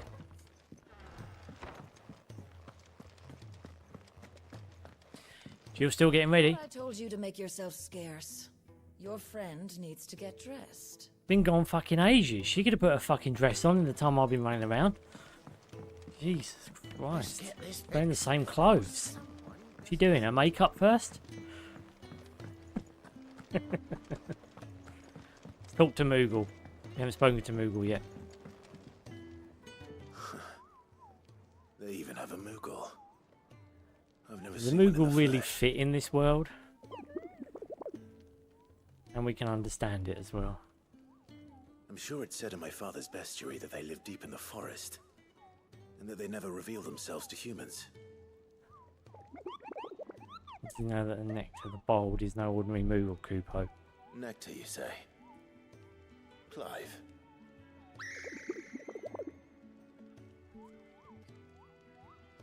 Understand So Moogle. it would seem. He does, he's got it. Finally, Kupo. Been trying to talk to these people since the winds carried me here, but none of them understand a word I say. That sounds painful. It's too quick.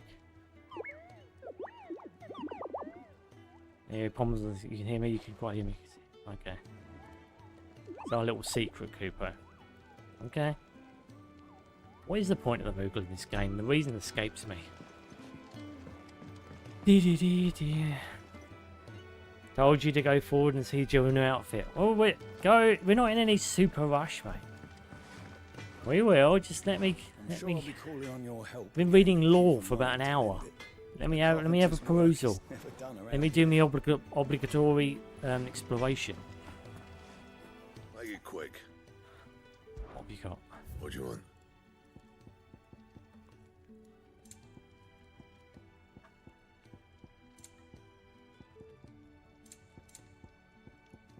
Battle chains.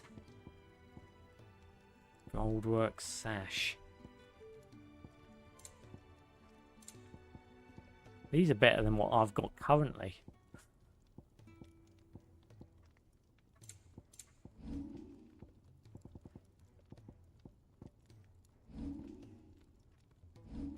Oh, we've got the dark sash.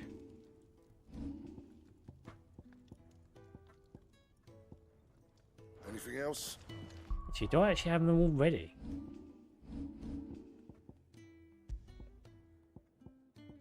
Iron belt.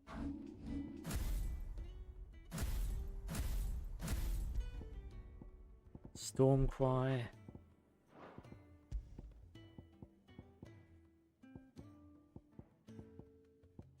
Wolfskin Sash and Iron Belt.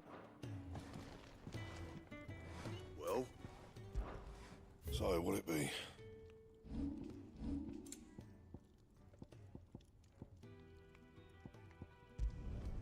No scratches, right? Should last you a good while. Right. Now I should have those too, yeah? There we go. Wolfskin Sash. Okay, let's go for... What does this do? Silky smooth texture sash tied so deep my imagination not rendered and slightly more inconspicuous in a darkened room. Looks like it gives me a couple of things, that one. I'm equipping that. There we go.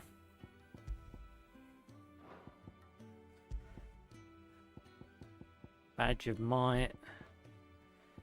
Timely strikes. Increases defense. When it quits pet commands, I execute automatically. Oh yeah, I know what that is. Now we could put...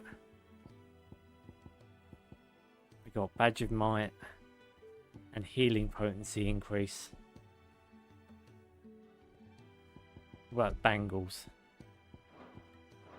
Got any more bangles? Make it quick. Not saying fortune, do you?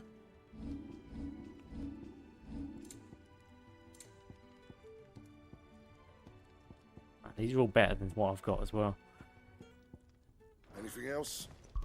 Do we have... What bangles do I actually have? Traveller's bands and infantry. Lacey, I'm busy here. What do you want?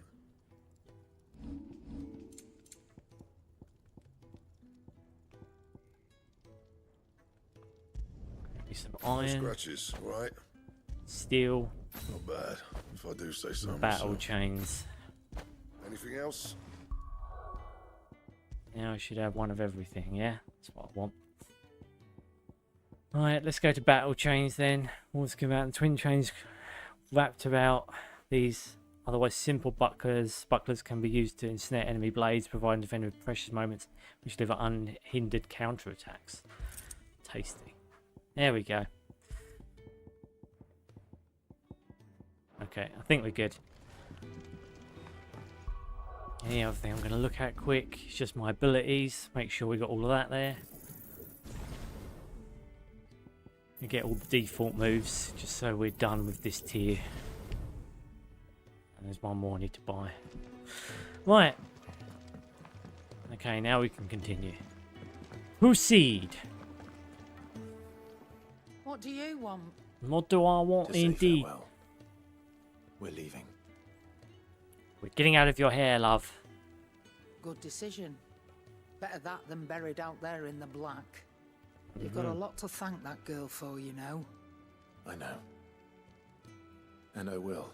I'll Rosfield her. What do you really want? We both know you don't come here for conversation. Well, you're Karen. I feel I need to talk to you. Gaia Blade.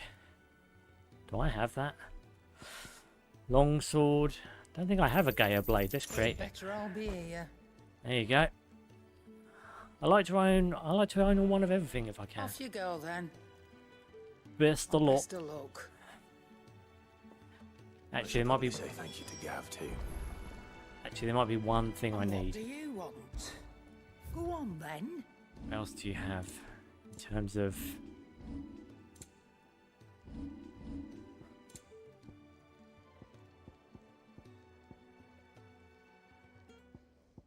Goldwork sash.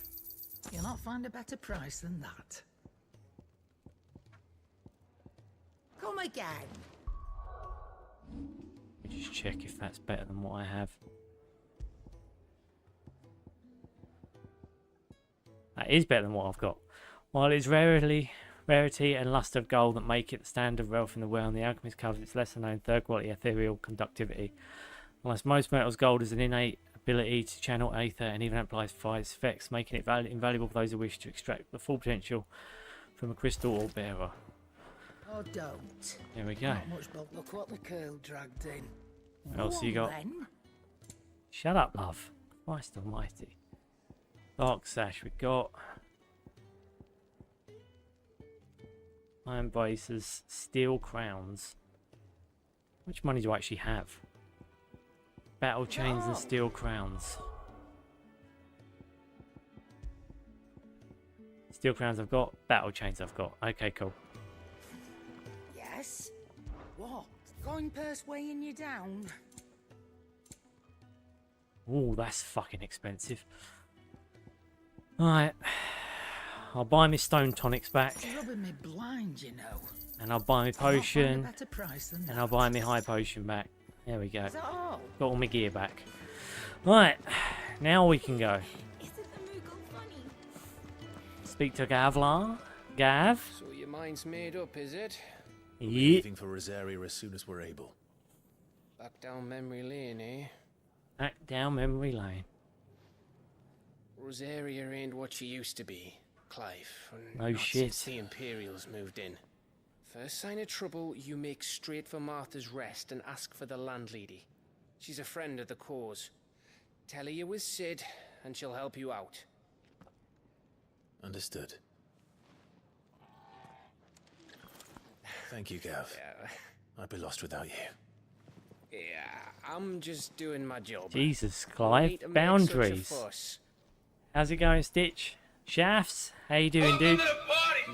Take care, alright? We're just seeing Clive get very uncomfortably impersonal with Gav. Give him my regards. How's your It's week bad. been, Shafts? Going good?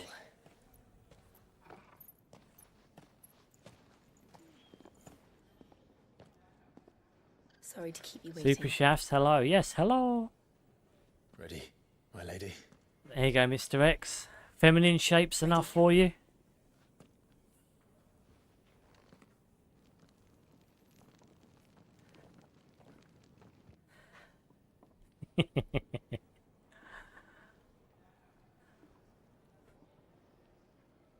It's not quite as sexy as Tifa's though, is it, Mr. X, eh?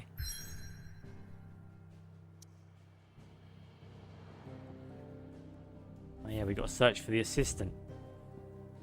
Let's do that quick. Let's get the assistant back on the ropes. How's your week been, Shafts? It been good? You been keeping out of trouble? Mini skirt and sword. She's not wearing a mini skirt though, is she? She's got a full skirt on, isn't it? I didn't see no mini skirt. Oh. Gotta save her. We've got to save her. Oh, she's being hurt by monsters.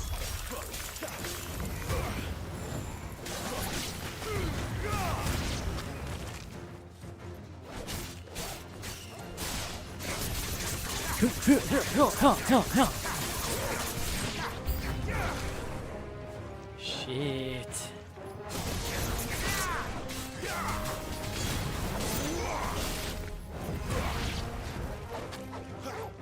Don't let them get away.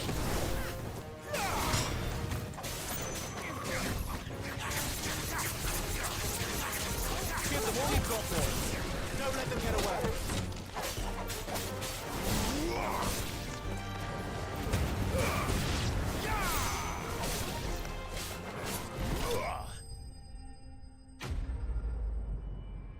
Relieved. My day has been picking up, thankfully. How's the artistic block going? Any luck? Now that's going on. Valley Madder, an inconspicuous shrub commonly found growing near mother crystals. Its roots are harvested to create a deep red dye, but unlike most pigments, madder root extract does more than merely stain cloth. It imbues it with a faint elemental charge that can etherically enhance both bearer and crystal-based magics. Nice. We saved the bearer. Are you hurt? It would have been worse if you. What happened then? What happened to make it pick up? I've seen you around the. Just hideout. feeling in a better place? You're new, aren't you? I'm Clive. And I'm Martel. Hello, What are you Martel. doing here? Looking Saving for your you. bacon, love. This is no place for a bearer on her own. I noticed that. But this soil's not going to collect itself. Then what if I gathered it for you? You could head back to the hideaway. Just exactly what sort of dirt is it that you need? What I need is soil. I need dirt on people. But I'd be a fool to refuse your help after what just happened. It's the good stuff you're looking for. Dark, rich, fragrant. You'll know it when you find it. Dark. My creative block is also thankfully over with. Turns out focusing on music stuff again picks up my mood more than I thought. Well, I'm happy for you, mate. I knew you'd get beyond it. Just a matter of time, bud. That seems unlikely, but I won't argue with you. Thanks. I actually have a song finished, which is for a friend's birthday coming in a few days. Oh, very nice. Soil then. There's certainly enough of it here. But is it dark, rich, and fragrant? One.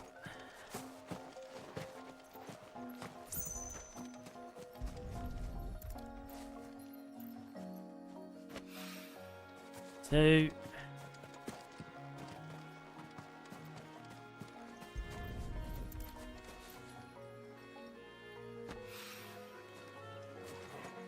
So are you close with this friend that you're singing this? Are you going to be singing the song, or what? How exactly is it going to work? Or are you just going to send it to them? That should be enough. Got all your soil Better samples? get it back to the hideaway. Yeah, I wouldn't say it's a mini skirt, Mr. X. It's kind of like a royal gown, maybe a little bit more cut than usual. Yeah, I don't know.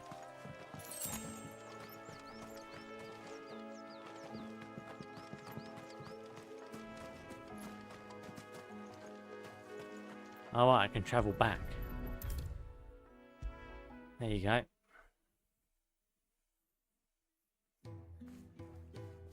Saved her bacon, mate. There you are. And? All safe and sound? She's safe. Thanks to me. Well, yeah, she's standing right there. Just the girl? The soil. Did you bring it? In other words, he didn't give a shit about her. Yes. Here. Rich, loamy earth gathered from the vinelands of Gaultland's bales for use in the garden of Hermes experiments. What a dick. Didn't care about her at all. Just cared about the soil samples. Glorious! When Martel came home empty-handed, I almost had a fit. But with this, my research can continue. First and foremost come the measurements. I must know how much ether each sample contains. From there... Wait, so you were never... No, he never goes shit about me. her. Sorry to disappoint you, but the only thing he worries about is his research. What a dick. That's all right. It's just how he is. And if it wasn't for him, we wouldn't be growing anything in these ruins. It's a small price to pay. Although, you shouldn't have to pay it too. Did he even offer you anything for helping? Ugh. Here. I know it's not much, but it's something, at least. The lyrics are made by someone I know and reached out to, but it's an actual song I put together. I wish I could offer Very you some nice, fruit chefs. too, but you're not likely Very to pay me nice. if I do. You're going to have to Still, show us one of these days. We'll grow something worth eating one of these days. You just drop it in the When we do, Discord. you'll have People will first have a pick. listen. I'm sure give you a much deserved applause. You saw Jill stretch her arm just like Tifa. She did? Okay. Cool. Cool. The bloody hide that's treated with urine. No thanks. Now, my research can continue apace. And when my fertilizer is complete, the furrows will need expanding. Come by What again dick. when we've grown some fruit worth eating, and I'll see that you get some. I'll get some apples. I'll get some apples. How will I like those apples, huh? Anyway. I'll drop it in the Discord now. Oh, very nice. Yes, please do, mate. Please do. Thought you were on your way to Phoenix Gate. Don't tell me you got cold feet. I don't do cold feet. Jill's only just risen from her sickbed, remember? She needs looking after. Why are they standing like that? Their hands just hanging out loosely by their sides, like a couple of feet apart. Like they're almost in a T-pose. Question is whether Jill is more jealous of Clive or more thirsty for Clive. That's the crucial question. Well, only you can answer that one, Mr. X. It's a very valuable question, to be fair. 3 reads, rising waters transformed once fertile farmland into noisome morass, rendering it nigh uninhabitable to all but leeches and lizards. Shit.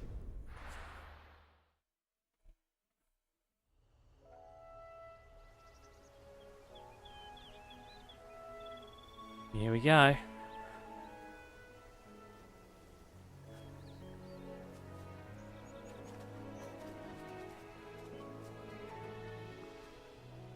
Rosaria. It's been 13 years. But this breeze, the smell of the grass, it's just as I remember it. You haven't been back either. I couldn't. Bran did keep a close watch on each other in the Imperial Army. You'd get beheaded just for knowing a deserter. The only way out was on a mission. I see.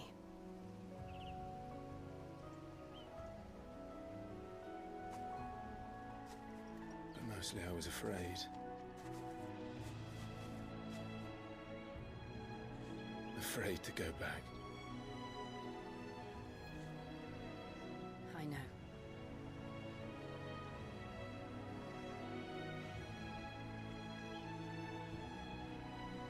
But I'm here now.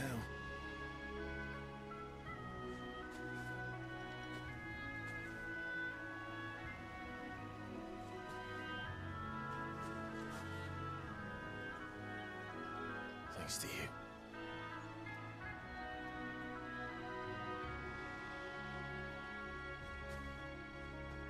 Open world segment start. You need to look more closely to tcgstitch or you will miss answers. We should press on. Shouldn't the lore cover a load of this shit, Mr. X? I'm just saying. I sat there and read, what, an hour's worth of lore. That inn at the top of the hill must be Martha's Rest. Gav said Paying attention, I pretty much was during Can those. you say the same for her patrons? Imperials don't tend to take well to those with my mark. If anyone asks, I'm a branded soldier, sworn to protect my noble mistress.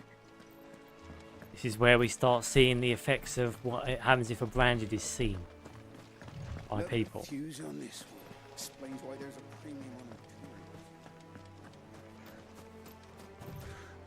on Now, we've got a Taurus over here.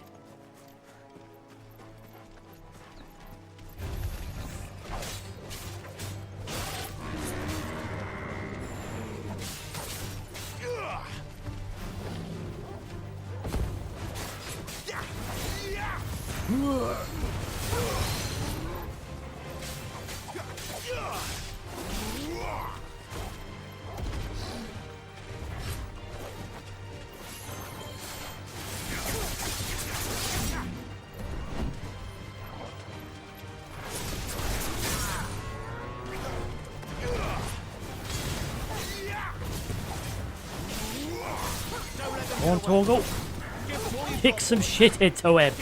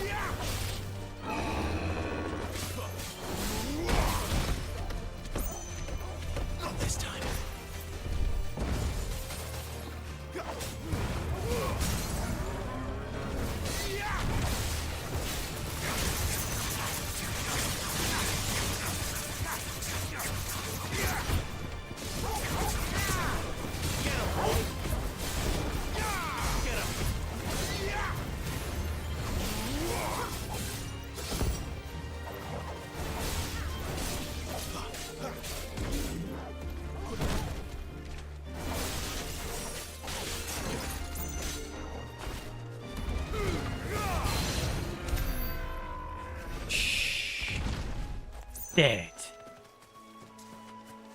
There we go. Torgal, how about a high five, buddy? That was Torgally good. Ah.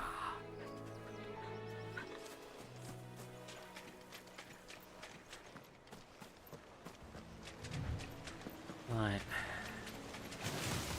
Oh shit. Of course there's a catch. Just waiting for me.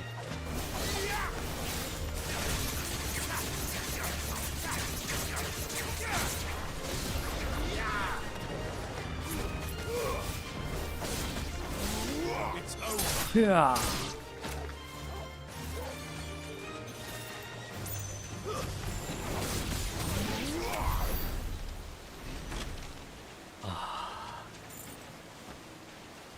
My victory to be had.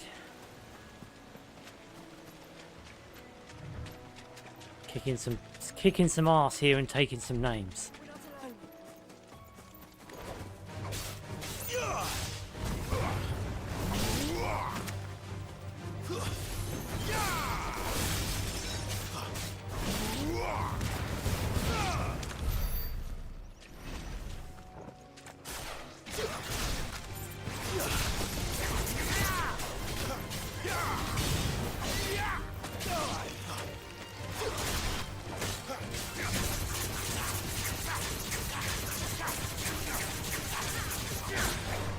Use the force.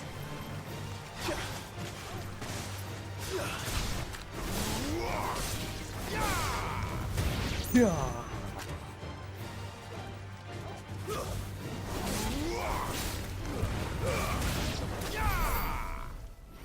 Ah, it's beautiful. It's beautiful. All right.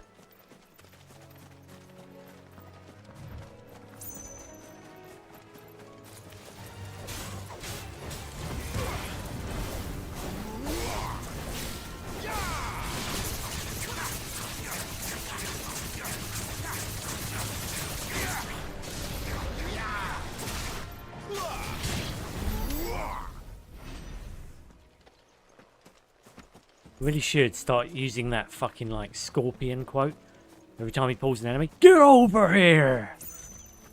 Shh. You will understand the first part of the lore of F16 when you see Martha and her task for Clive. Okay. Okay, mister. Okay. Okay. Okay. Never finished building the bridge then. Looking forward to it. What happened at Phoenix Gate didn't seem the highest priority. Yeah, feeling a lot isn't at this point. Oh, quest. Stop and give me an hand. What do you want, bruv? Here, you couldn't give me an hand, could you? Typical. A bloody bearer. Just Oh, when I here thought we my go. luck had changed. The discrimination has started. Still, better a crumb of crystal than an empty hand, I suppose. Though it pains me to use another man's branded. Here, you understand me, don't you? Oh my god. Your help. These blasted birds must have caught a whiff of my cargo, and now they've got me surrounded. It was very late as it was. I've got something special needs delivering before the rest, but I dare not leave my cart untended. Yeah, because I'm just a nincompoop and doesn't understand what you're saying, you dick. For me, could you? Needs to get there quick, mind. Might as well. Fine. That's the spirit. Although you don't want to take a quest for a dick, do you? You hand that to the stable master and no one else. I'm owed Fine. something for it. If he gives it to you, pass it along to your master by way of thanks. Be off with you then, and don't go taking any detours on the way. What a dick.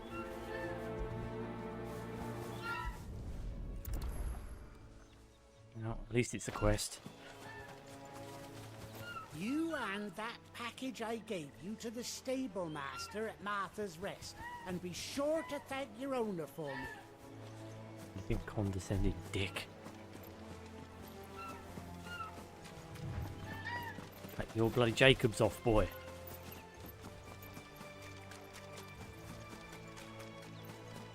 Put down here.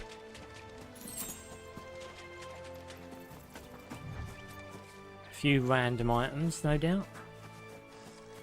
Oh, here we go. Here we go, here we go. Goblins. So if you first, she was a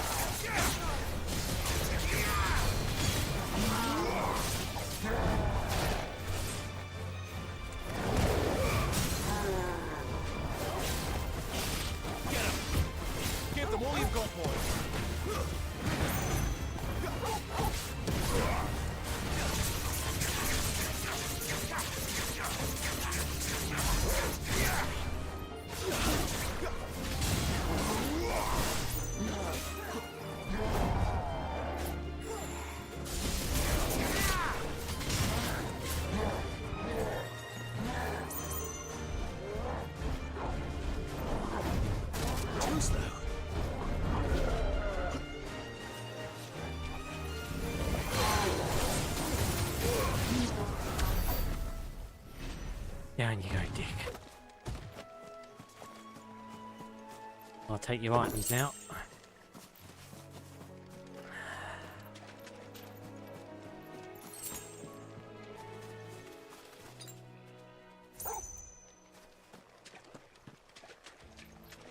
Borgalus Valdorgalus.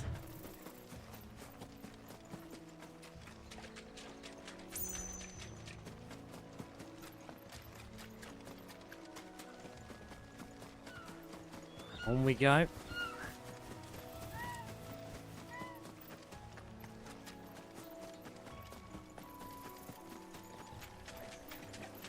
on a minute.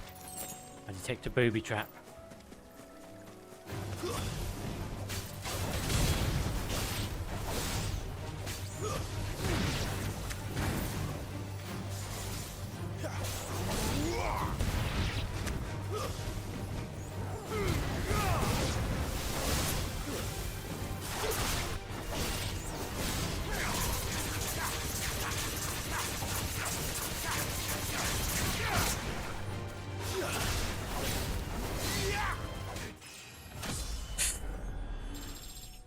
Cleaved.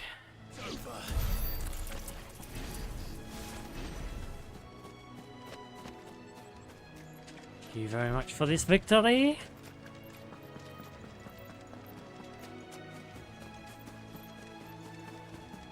Yeah, I joke, it's not that big of an open section, but it's still an open section, if that makes sense. These monsters you fight, they look harmless.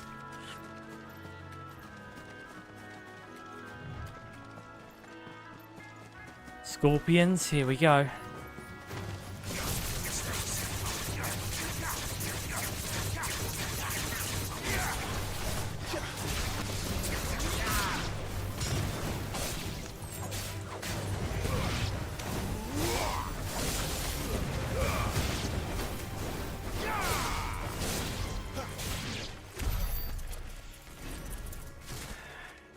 Cleaved and dead.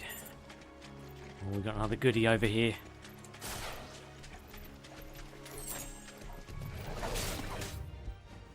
Oh, what are you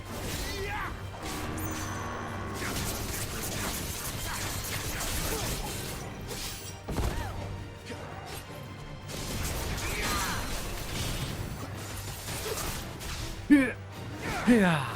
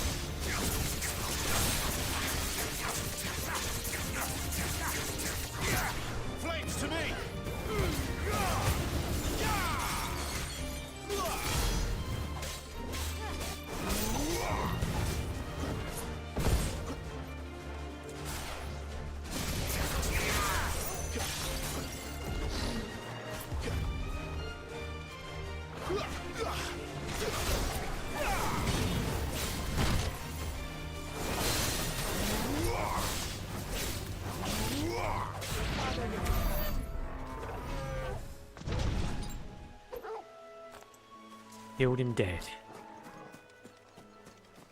Oh. More goodies.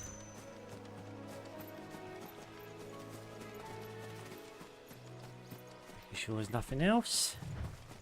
Alright, next area.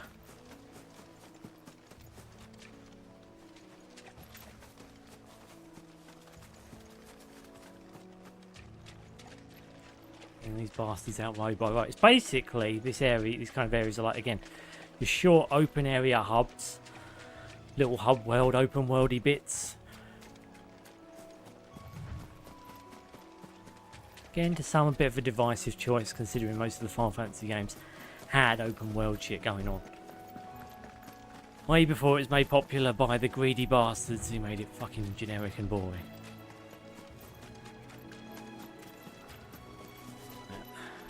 Yeah, I think we're clear up until here. Over the bridge we go. Ah, yes.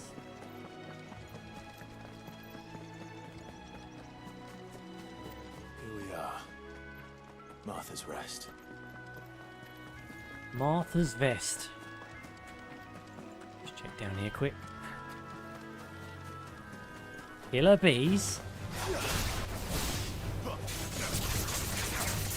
I'll show you about a killer bee. Call me a wasp.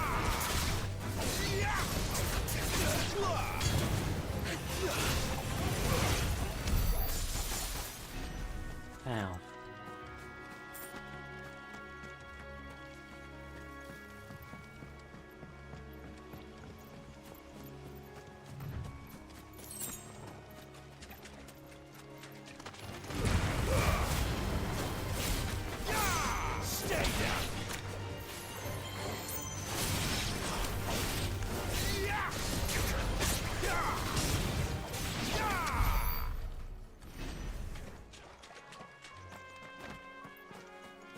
Bastards don't stand a chance. Well,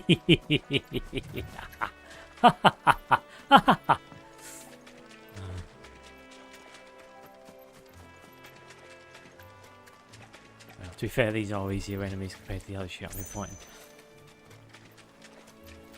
Pretty sure this road leads to where you've got to go next, so we won't go too far into here.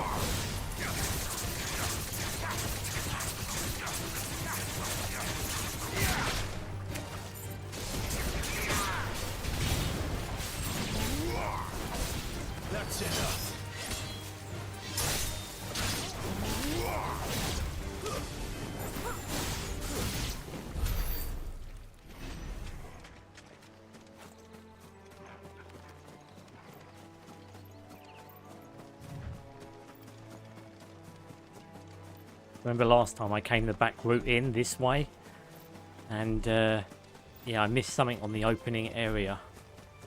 So we'll clear these scorpions and then we'll go back up to the top. Actually, can we clear the scorpions yet?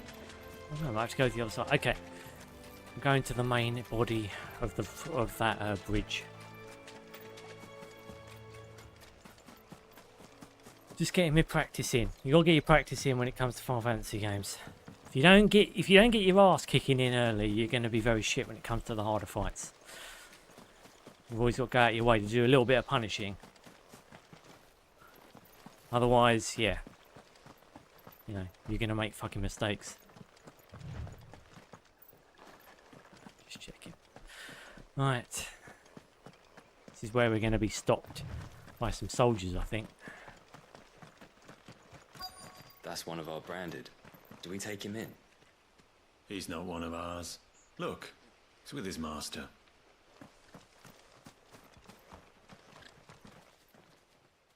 Got some shit for you. I was asked to deliver this to you. Heavy wooden crate, nailed fast, and branded with a courier's iron. There you go. I've done your quest, bruv. Done your quest. This is for me, right enough. Not sure what some bearer's doing bringing it to me, though. Oh, of course. You're a dick too, ain't you? He couldn't come himself. His cart's surrounded by wild chocobos. Huh. Sounds about right. That's one of the things I'm very full of Gizal greens, no doubt. Unsure about. Crammed with him, if I know him. Gizal greens. Not used to killing chocobos. Go mad for them, don't they? And if you forget to seal the cart up tight, the smell gets out. And birds come running from miles around. Don't get me wrong. They're a fine investment for a savvy merchant, especially around these parts. But you can't get greedy, as our mutual friend is learning the hard way. Still, I got my wares, and that's all that matters. Be sure to pass your master my regards. Whatever, bruv.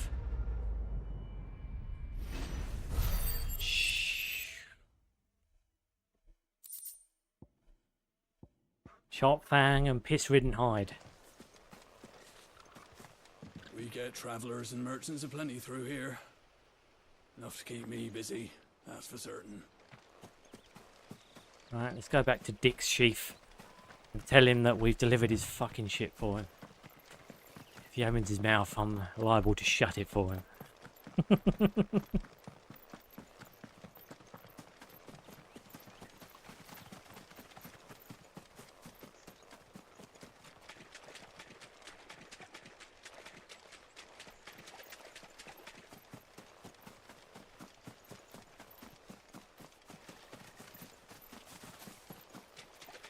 Where the fuck did he go?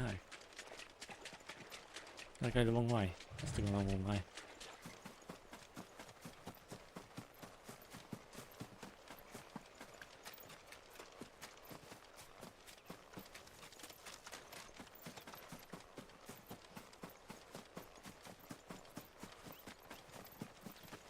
What's over here? Is this where? Ah, this is where I left it. Okay. I'll tell him his shit's been delivered. Thought I'd make my fortune off them greens. This rate, I'll just end up stinking of blooming chocobos. What do you get for being greedy, bruv?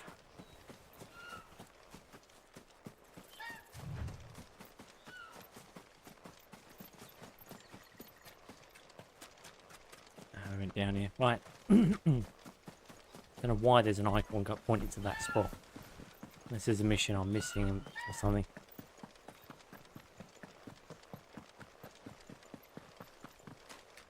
Either way, let's go for Martha's Rest. Give Mr. X his treat before the hour's out.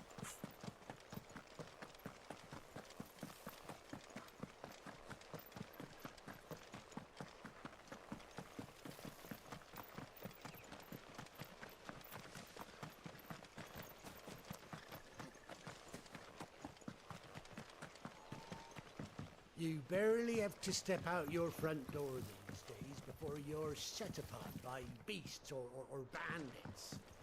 So much for the Holy Empire. So much indeed.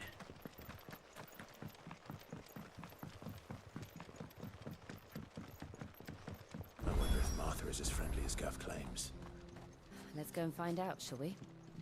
Which staff was for the Golden Stables again? When he goes to Eastpool, leave him in the park. Here, has this thing always been glowing? And it glows when I'm here. Because I'm There's awesome. one missing. The bearer. So much for all parts of the Empire being equal, if that's all the crystal they give us. It's not like any of us lowborn can afford a bearer anymore. Heaven forbid you do shit on your own. Lazy wench.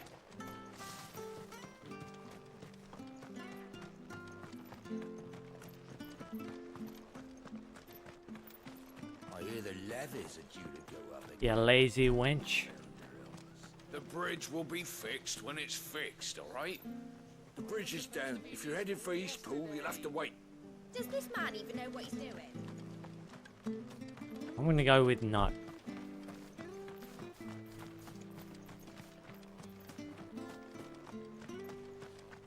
If it weren't for that mark, I'd be on you like a rash. I'd be on you like a rash. Alright, love. Alright. You ain't pulled that sword from its scabbard in days. Come on, come inside. I'll be happy to show you how well I wield my blade. Oh my god, the innuendo. Oh my god, the innuendo. It's so cliche and cheesy. You want to pull that sword from its scabbard. Fresh cuts, get your fresh cuts here. Love, you couldn't get any more disgusting if you try.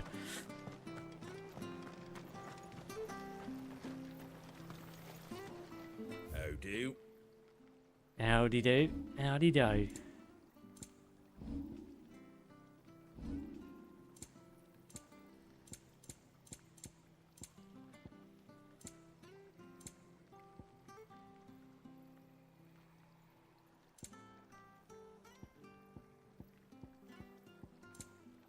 Battle chains and steel crowns. Yep, cool. You like that, tcgstitch?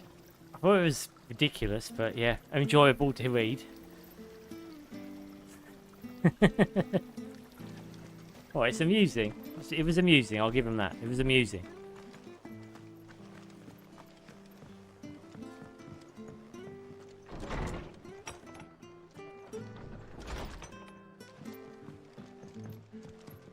It was good, honest work building the aqueduct.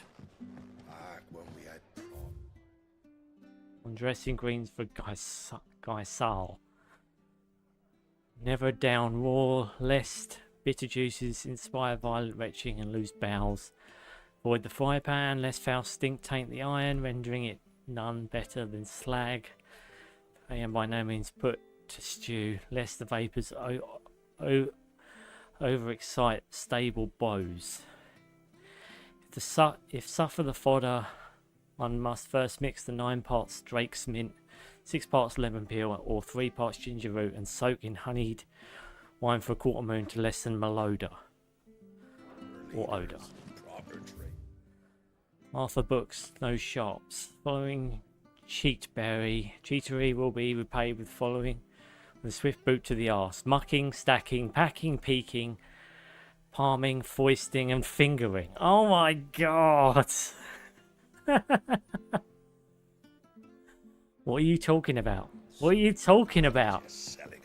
Jesus, they're not shy, are they? Right.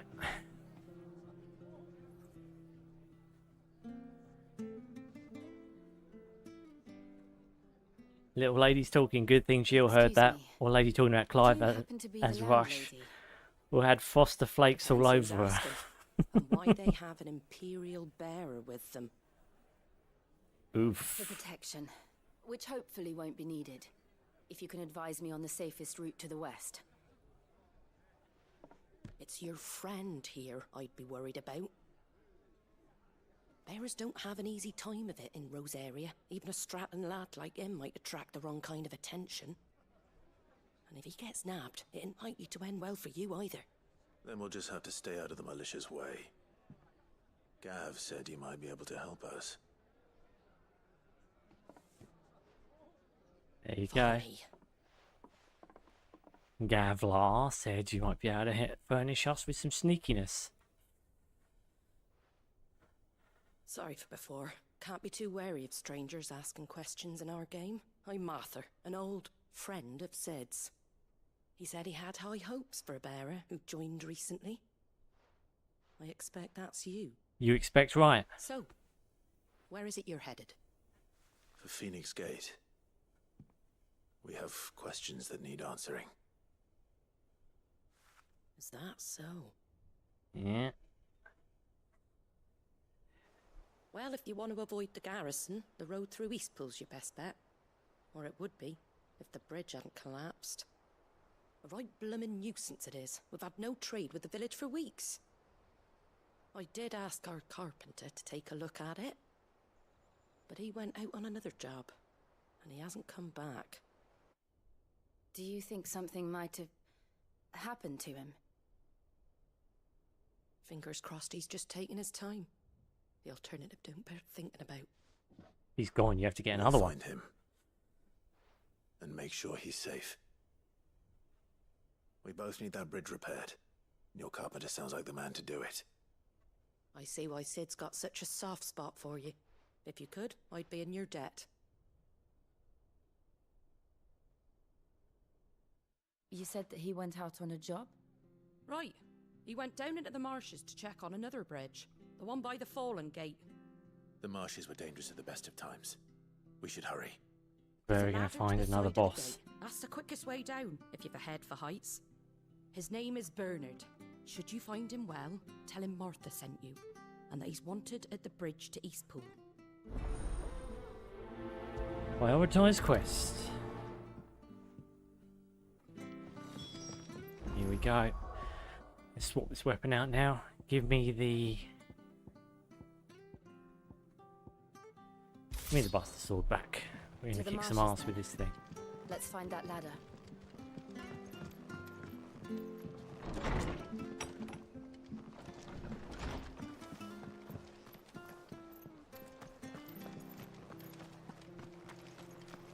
Make sure you're aiming that at the fish there, son. Fresh cuts, fresh cuts. Get your fresh cuts in. There you go.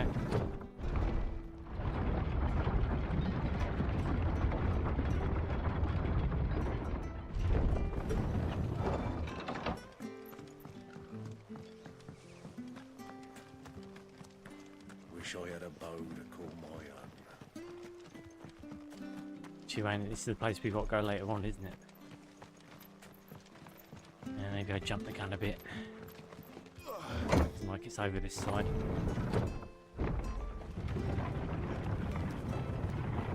We'll find Bernard.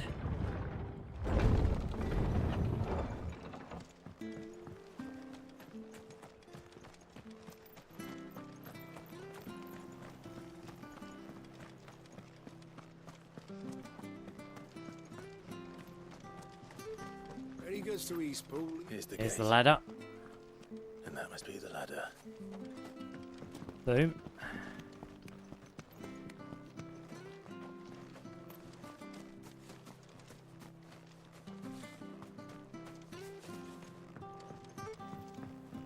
I don't care what your orders are, Brandon. Get away from me! What was that? Oh, scorpion time. Come on.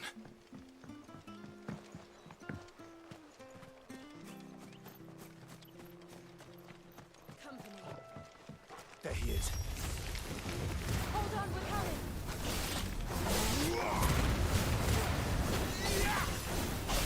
Stay down!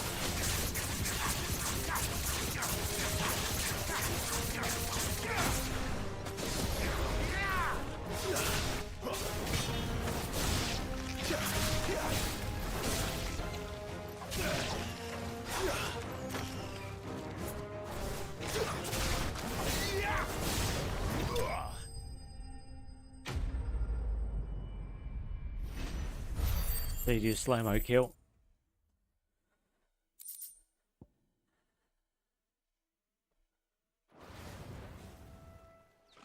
Saved your ass. Thank you, my lady. You saved my life. Not at all. You're Bernard the carpenter, yes? I am. I didn't realize my name was known so widely. I'm a friend of Martha's. She asked us to come and find you. Well, I'm very grateful for it. I just finished checking these piles when I turn around. I see a gang of slavering monsters looking to feast on my flesh. Tasty If you hadn't flesh. come when you did, I'd have been snipped into strips by now. We're just glad you're safe. I best go and give my regards to the landlady then, hey? Actually, she asked that if we found you, we should beg you make haste to repair the bridge to Eastpool. Of course. I said I'd take a look at it, but it clean slipped my mind. I'll head up there straight away. Nice.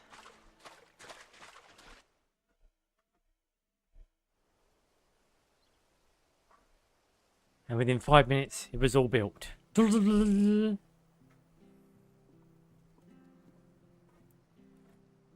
trusses are still sturdy. It's just a matter of replacing the stringers and relining the deck. I'll have it done in no time.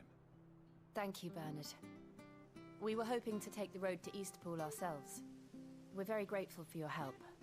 And sorry for asking this of you after what you've been through. I owe you my life. Fixing a bridge is the least I can do. Thank you, my lady. And you too, son. You're with Sid, ain't ya? Me and him, we go way back. Not as far as Martha, mind, but far enough. I see. Well, I best get cracking then. You go and let Martha know I'm all right, and she'll have her bridge back soon enough. We will. Whoop whoop. Alright.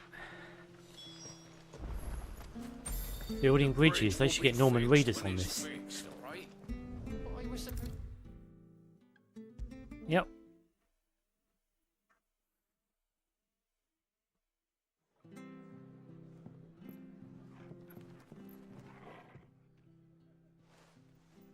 Ah, you're back. What happened? Did you find Bernard? We saved Bernard. He's fine, and he'll have the bridge to Eastpool repaired soon. Well, thank the founder for that.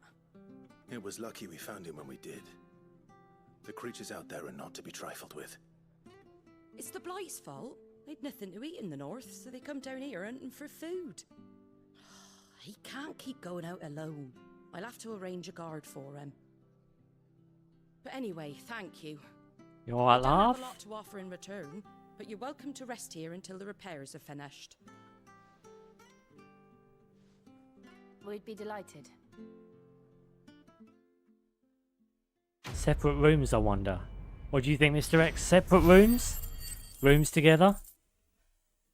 Is it going to be a strictly boy-girl divide? That is the question here. That is the question here. Can I get you a drink or anything while you wait? Some ale? A flagon of Imperial Gold, perhaps? Tastes like swill, but it'll slake a thirst. No, thank you. I prefer the truth. About why there are so few bearers around here. Yes. There were more of them when we were young. Far more. Is this the Empire's doing? Have they been sent away? What do you think? They have, aye.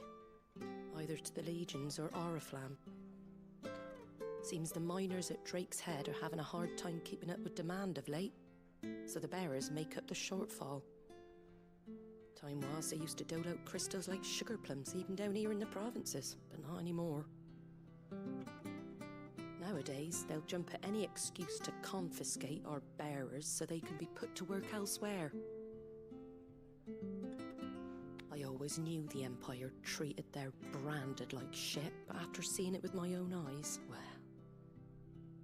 I'm not being funny, but under the Clive's mother, I imagine even when the king was in charge, it wasn't exactly that great. Congratulations on the new arrival.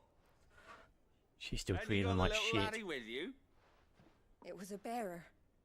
The boy I carried for 9 long moons. A bloody bearer. Ah, here we go. You poor thing. You gave it to the constables then? It. Just left it at the garrison, I. Let them deal with it. Couldn't wait to be rid of the blasted thing. Been wanting it gone since the moment I found out. Well, it's all dealt with now. So no harm done, eh? Couldn't get more distasteful if they tried, could they? He weren't my brother, was he? No. But you'll have one soon enough. You just have to be patient. All right? No, it wasn't your brother. Fuck you. Just convenient we were in earshot as well. Unbelievable, innit? Bearers may have been looked down on back in Archduke Elwin's day, but they were still human beings. Not really. Now they've fallen so far, a beggar wouldn't spit on them.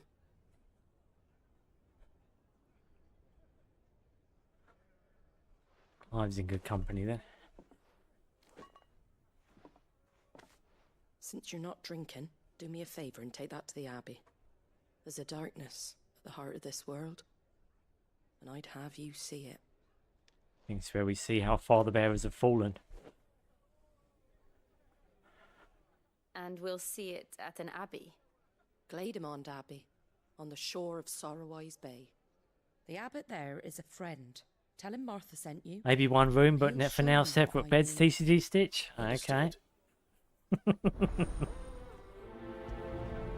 Alright.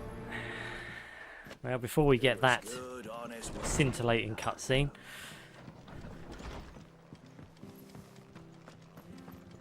yeah, this is where we go to the back exit. Make sure you're aiming that at the fish there, son. Keep it nice and fresh. Fresh cuts. Get your fresh cuts here. Here we go.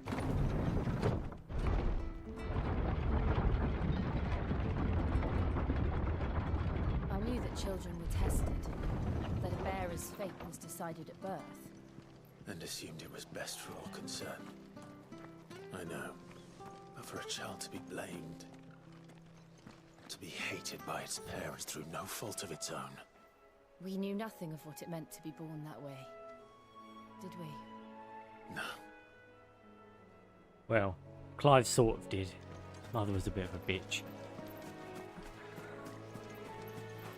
Crabs! Excellent.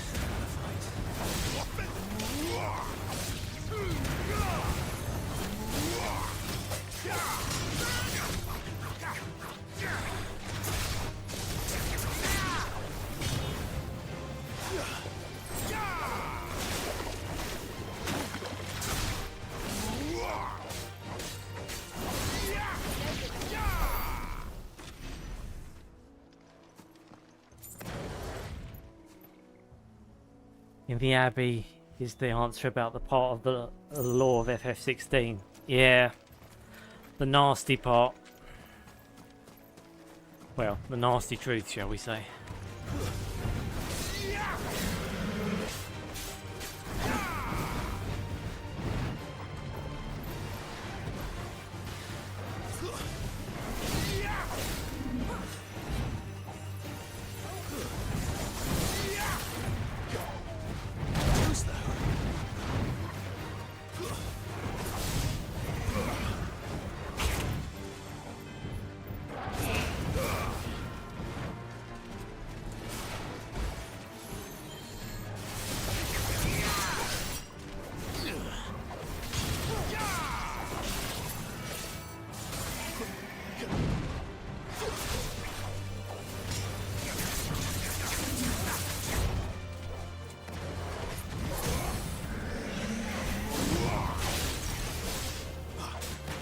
Get him, Torgal.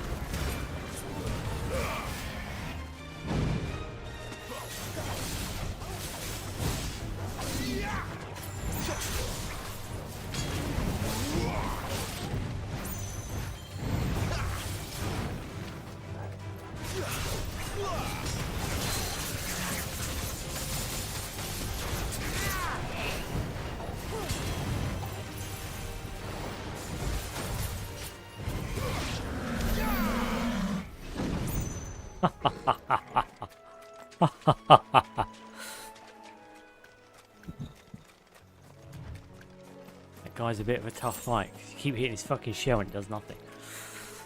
Like an instant reflect move or some shit.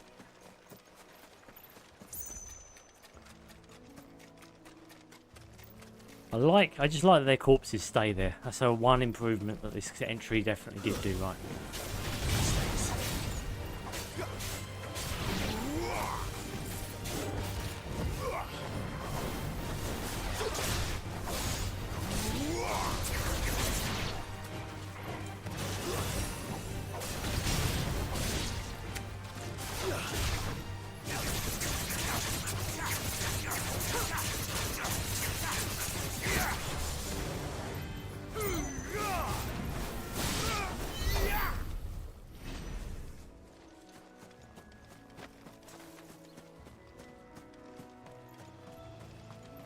Oh, more crabs to fight.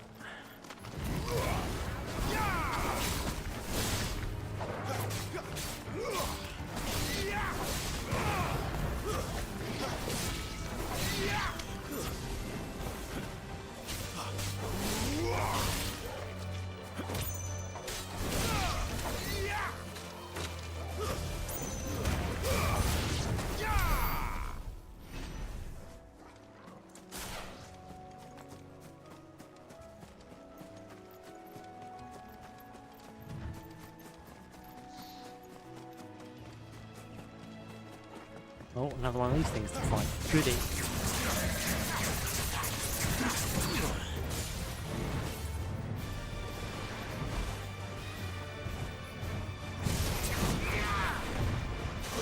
Not this time.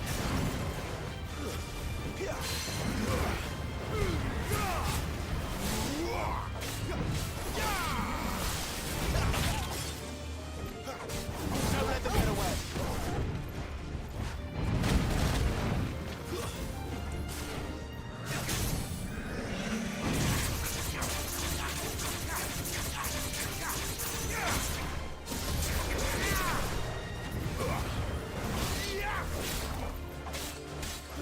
Give them all you've got, boy. You're sick of Toggle.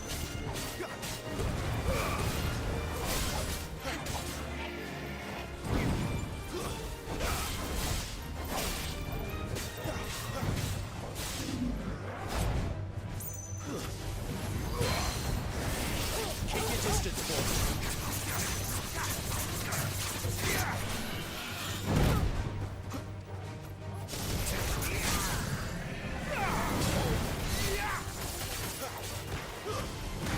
Give them all you've got, boy. There, boy.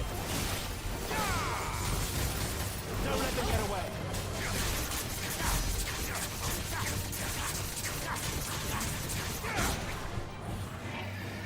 Too slow.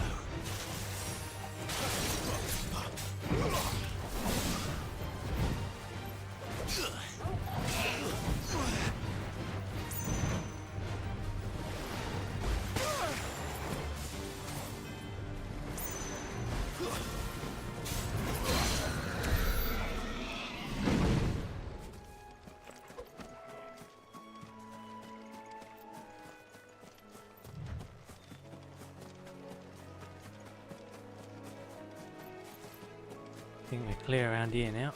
Oh, I can grab that item. Tasty.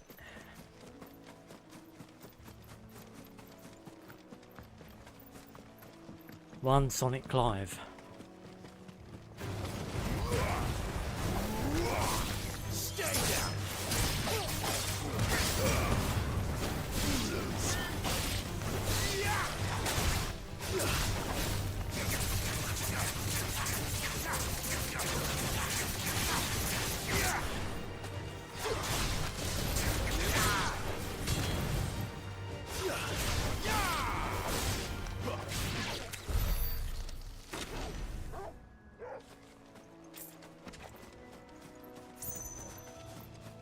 There you go, this is where we've got to start killing chocobos. I don't know how I feel about this one.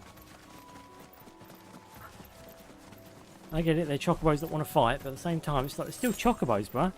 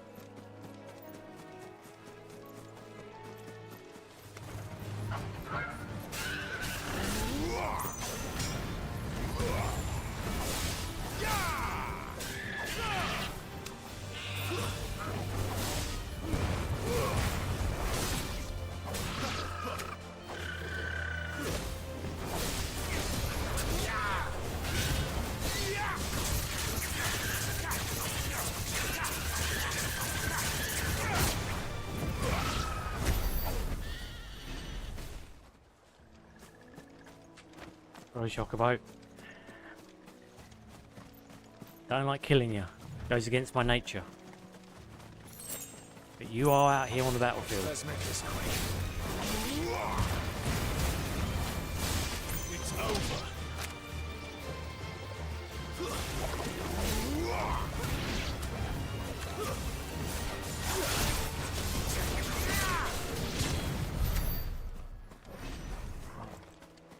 It's beautiful.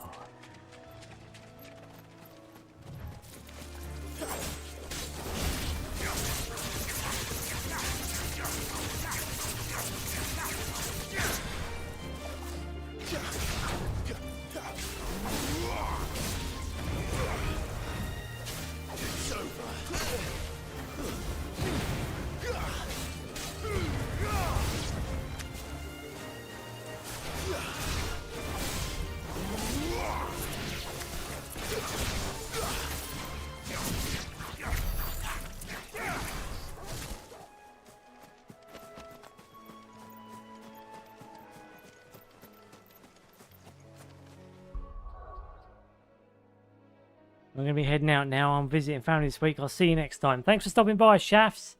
Appreciate you stopping by, buddy. Have a good time with your family, and I'm so glad that you're away from your block and in a better place. I'll check out your song when I'm back on the old Discordy.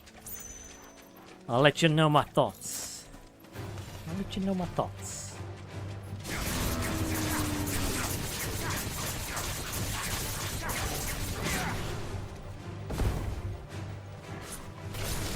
Yeah.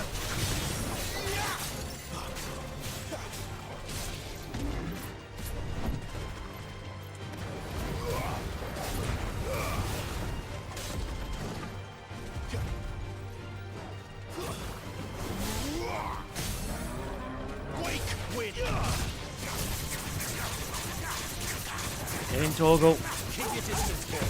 With his photo.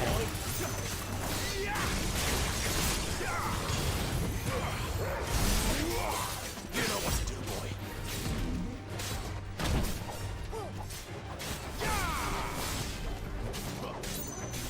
Not this time.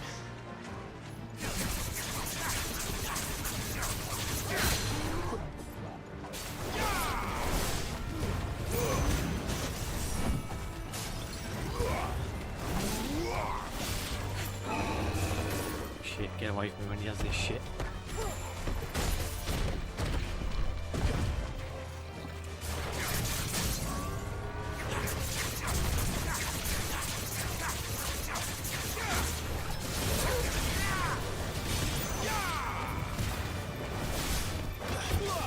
Give them all you've got, boy.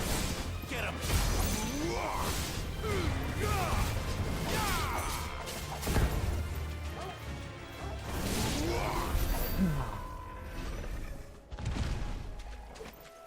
Another one dead. You.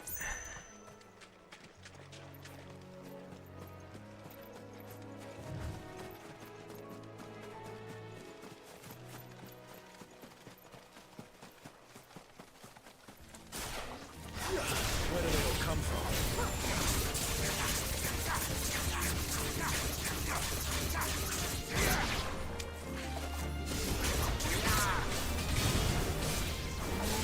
That's enough. Yeah.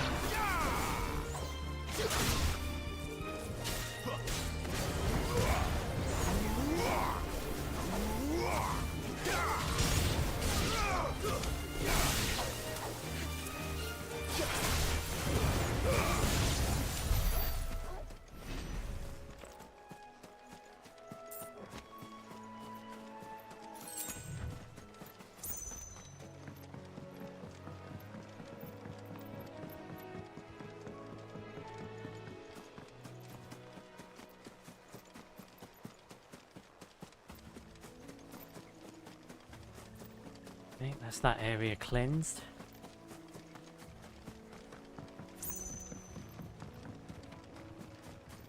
Skills are dinging back in place. Ding!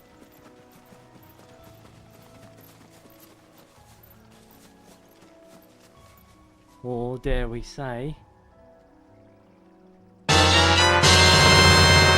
Gorgon apple! Gorgoning into place. Better believe it. Alright. Gotta kill more chocobos. This just goes against the grain. Goes against the grain for me having to kill chocobos. Spent so long in Final Fantasy VII learning not to kill them. But they're the trusted steeds. And this game promotes that idea to a certain extent.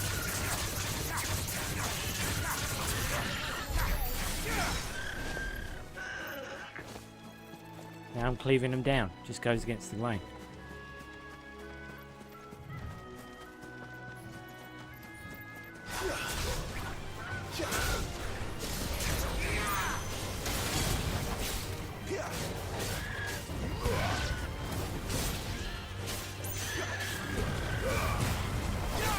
There's the Abbey. Darkness awaits us within, I wonder. Let's go and see. Yeah. Yeah. Too many risks.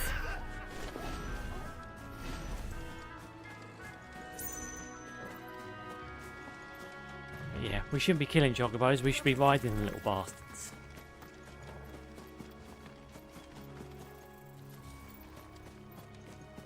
These guys need to rewrite their law. Arachne spiders, now they can die.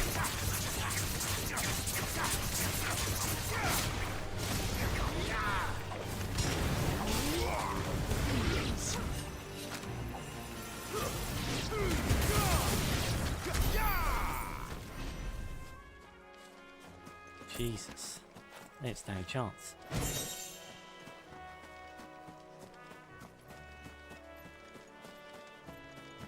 I don't part with arachne spiders. They die if they come near me. I don't care if they're even good intentioned.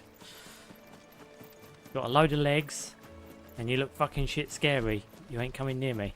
And if you do, you're being put down. It's as simple as that. Cold but true. Here's another one, just waiting on his own. Boy. Gave your brethren the warning, he didn't listen. Garuda, lend me your strength. Lend me your strength, Garuda.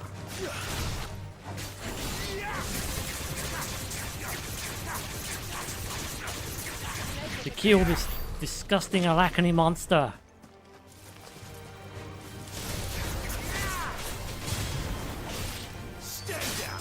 Yeah.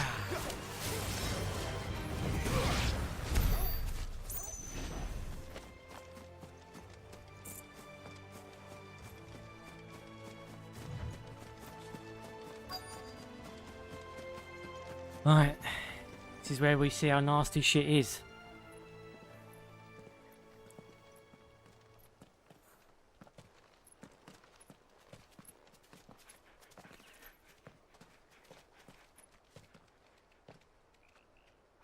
Good day to you. I'm afraid the Abbey is not open for public prayer. May Griga go with you?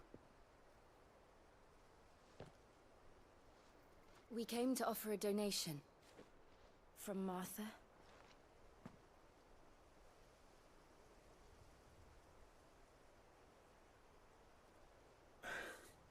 I see. Then please, follow me.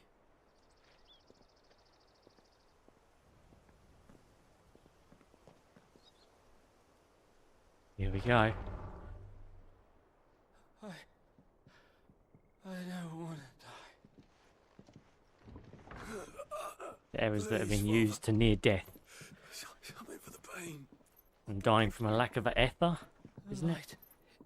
Or ether, to put it in you guys' language. It's all right. I'm here.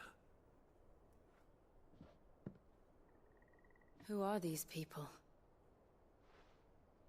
Martha's bearers. She entrusted them to my care, that I might ease their suffering. To the extent that I can. For the time they have left.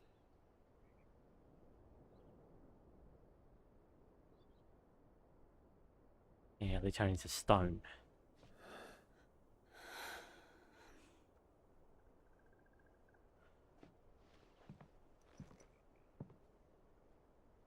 The curse has taken them. All of them. As it does every bearer forced to use their gift. With each draw on the ether, their bodies petrify, till all that remains is stone and pain, and so they are cast aside. There is nothing either Martha or I can do. You think to they would change kill them, that. wouldn't you? Like, I mean, But we can at least strive to make their final hours a little more bearable. but would they rather suffer or be put out of their misery at this point?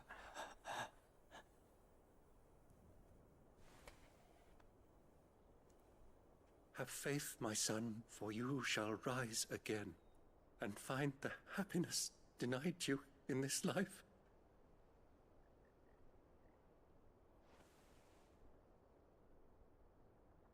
Thank you, Father.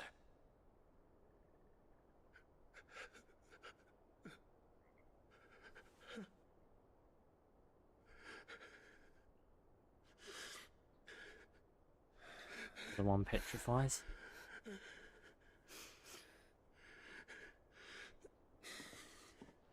Can't you use your magic material in the sword, Clive? I must offer you my own thanks for the medicine you so kindly brought.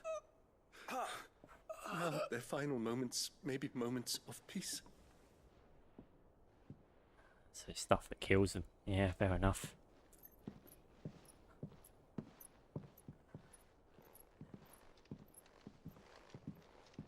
Yes, the people in this world are so nasty that they'd rather When next these you people see suffer. Martha, pray tell her that 2 more have succumbed.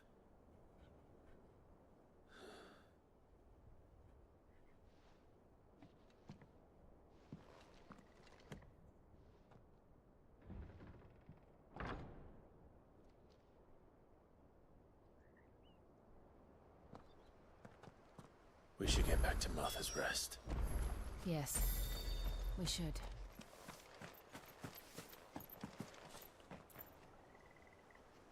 Thank you for bringing us the physic.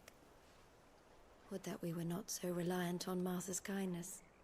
But I fear we would have naught to soothe these bearers' woes without it. Save a prayer to a god that is not their own.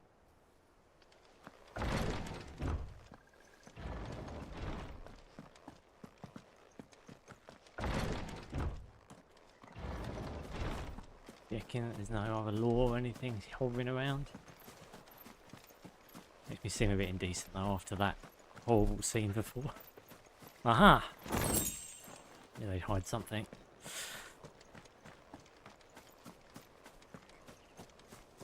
It's like you may have seen something nasty just now, but you can't forget to go and look around for some loot. I mean, the loot is a must in this game. The bearer's lot. Right, so we can walk back to Martha.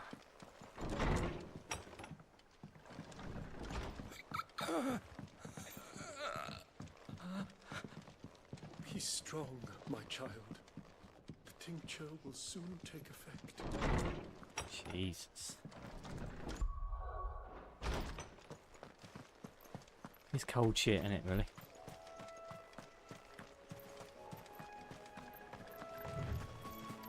Didn't take the fast travel when I had the option. I have to run back now. Can I say I had to look around and make sure there's no loot. It's always a necessity. Ah, yes. All in all, I think I'm getting the hang slowly but surely of the combat. Slowly but surely. Oh look, the monsters are respawning. Hello. This might take a while.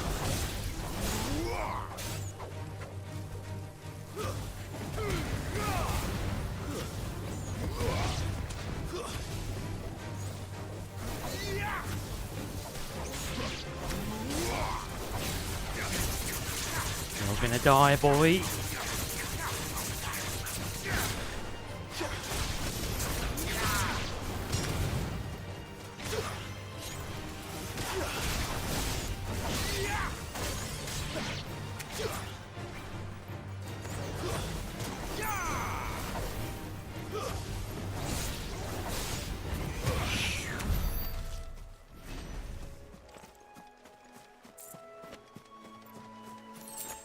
Thank you very much.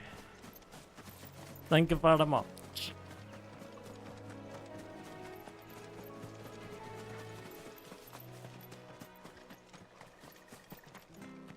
Right. Let's see what gear we can level up now. Can I max this out now? Ah, good. Use X, Y, and air to kick off nearby enemy. Increasing jump height and duration. Yeah. Be knocked back. Yeah, I got that. Pull the attention of an enemy. Ah, okay. Utilize blade with fire. Hold it. Okay. Slice down. I do keep doing that.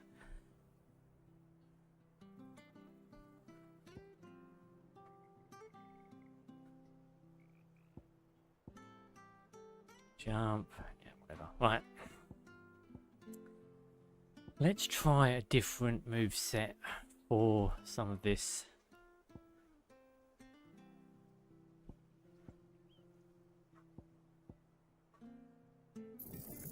Put that. Then put a little bit more mustard behind it.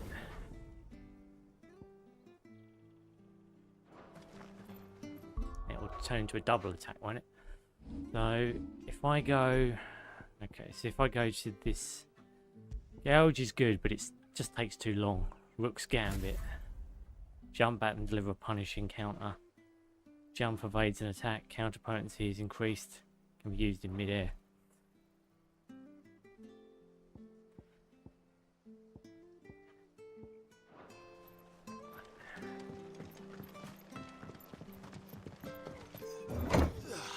Up we go.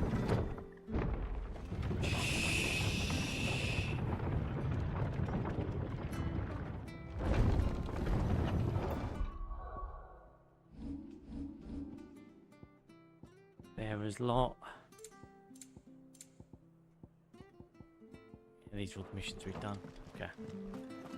Fresh cut, fresh cut. Where did you get these turnips? Read all about it. Right, let's go into church and have our night's kip in separate rooms, potentially, Mr. X.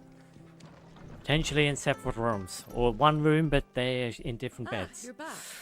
Thanks for taking care of that. It's alright. The abbot had a message for you. Two more have succumbed. I see.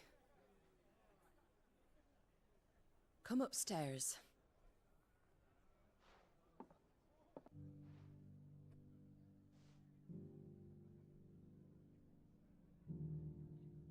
So, now you know, eh? I've seen plenty of bearers die on the battlefield. But never like that. And all because they were born different. The powers that be can't take away their gift, so they strip them of their humanity instead. Oh, there's plenty who pity a bearer's plight. But so long as we're content to sit around, weeping for those on whose broken backs we're carried, we ain't gonna change nothing. And so you lend Sid your strength? What little of it I have. Used profits from this place to buy the poor buggers. So when the abbot told us the bearers were yours... They were actually hers. They're my property, at least by law. Any still fit to work fetch a price beyond my means. All I can do is care for those who are past mending. Jesus. She buys all the dying it's not ones. all doom and gloom.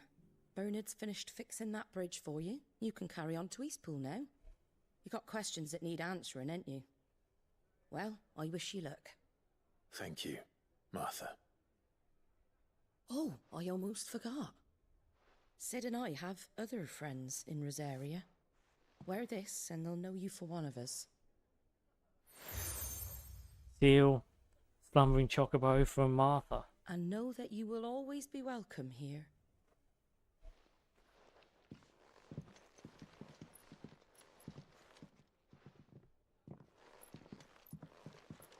You were right, Sid.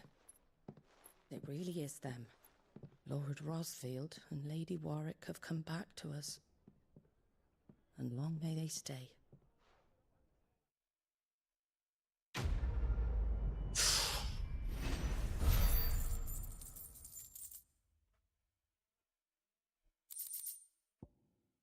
Boom.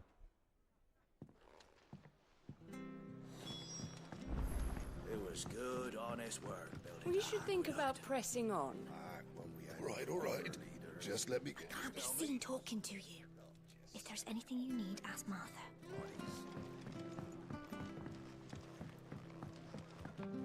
Can't talk to a bearer. You take care out there, all right? And remember, you're always welcome here at the rest.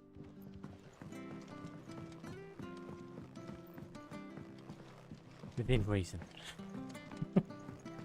To be honest, if we're being pursued by soldiers, I'm sure we can't hide here.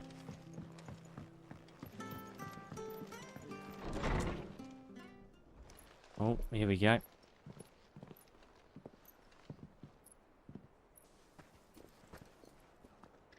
It's Clive.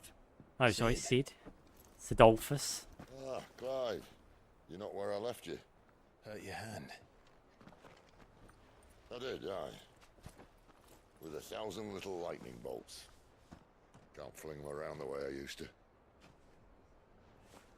He's on his way out. Think of it as my decoration for long service and exemplary misconduct.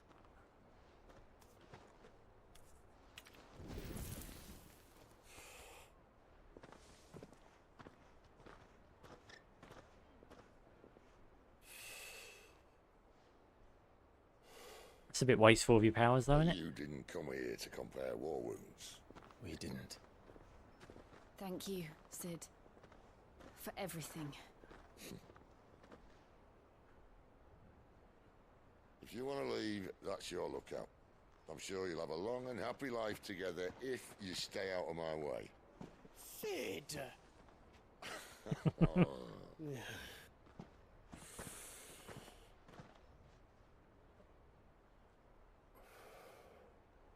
I knew a girl back in the day. She was a slave to her fate, just like you. And you.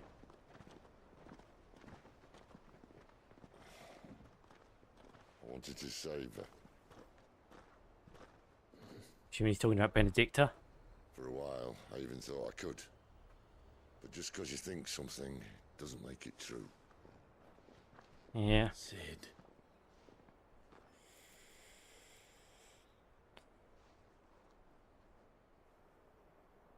I'm no savior. Just a conceited old fool. I talk about people forging their own futures. But instead of handing them the hammer, I beat them with my own. And if no bugger wants to listen to what you've got to say, you might as well keep your gob shut. Through that.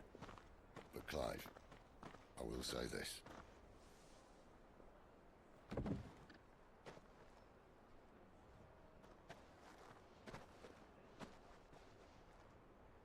You're not a monster. You're the same man you've always been. Accept that, and you may yet escape your fate. My fate?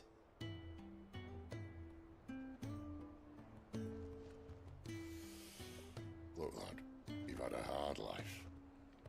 And I don't see it getting much easier. You might not be able to save anyone else, but at the very least, you can save yourself. I'll try. And Jill, I'm sorry we didn't get a chance to talk, but I trust you'll take good care of the boy. Yes, I will. Is that the last of it? Aye. We'd best head back then. Wouldn't want to keep Nan waiting.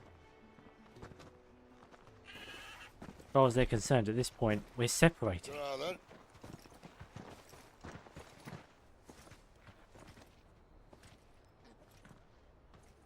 Again, I suppose they're off to their own homeland.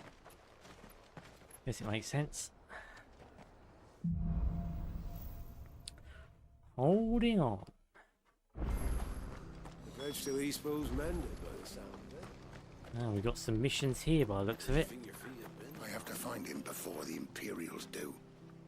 What else you got for me? We'll do one side quest before we end, maybe. Can't talk now, Oh, you're Clive, aren't you? Martha Yep. told me all about you. Word is you're a devil with that blade. Yep. You look like you're in a hurry. Where are you going? Not far, I hope. But I dare not waste a moment. It might cost a man his life. Sounds serious. What happened? Not so much what happened as what might.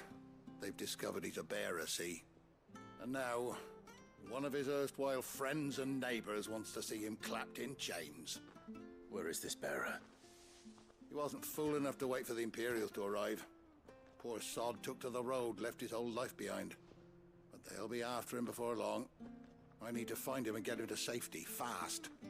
Here, if you've the time and the inclination, I could do with a hand. Will you help me find him? Yeah, of course. Of course. We bearers have to look out for each other. Thank you, Clive. With your help, we might catch up with him yet. His name's Norris. We need to find him and get him to Martha before the Imperials sniff him out. You found him yet? You won't catch a bastard standing around clucking like old hens. That fucking snake played me false, acted like he was one of us, and the whole time he was one of them. We need him caught and handed over to the Imperials. Hanging's too good for him. Well, Jesus go on then. Christ. If he gets away, I'll see you fitted for a noose. All right, Ronald.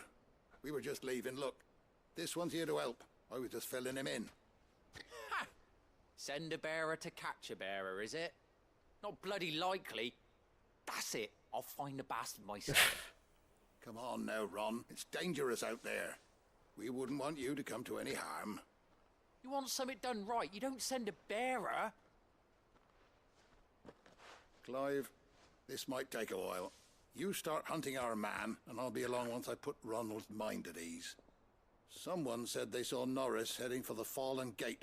Maybe you could ask if anyone over that way knows anything. We have to find him. Don't let him slip through our grasp. Okay. Do that quick and then we'll end the stream. Couldn't have gone that far. I better find this Norris before Ronald takes matters into his own hands. Bearers are hardly difficult to spot. What do you mean about being played false, I wonder?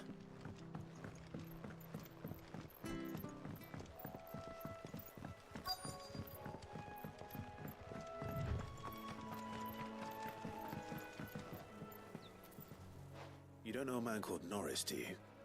I do, as it happens. He ran off that way not too long back. Looked like he was in a right old hurry. And he had a lantern with him for some reason. Never known him to stay out after dark. He was making for the marshes then. All right. Thank you. Perfecto. You barely have to step out your front door. That's one of our branded. Do we take him in? He can't have gone far. I better keep my eyes peeled.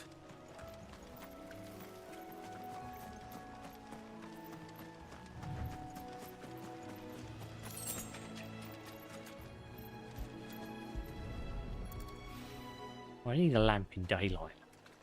A lantern. The one Norris was carrying, no doubt. At least I know which way he went. To the shack.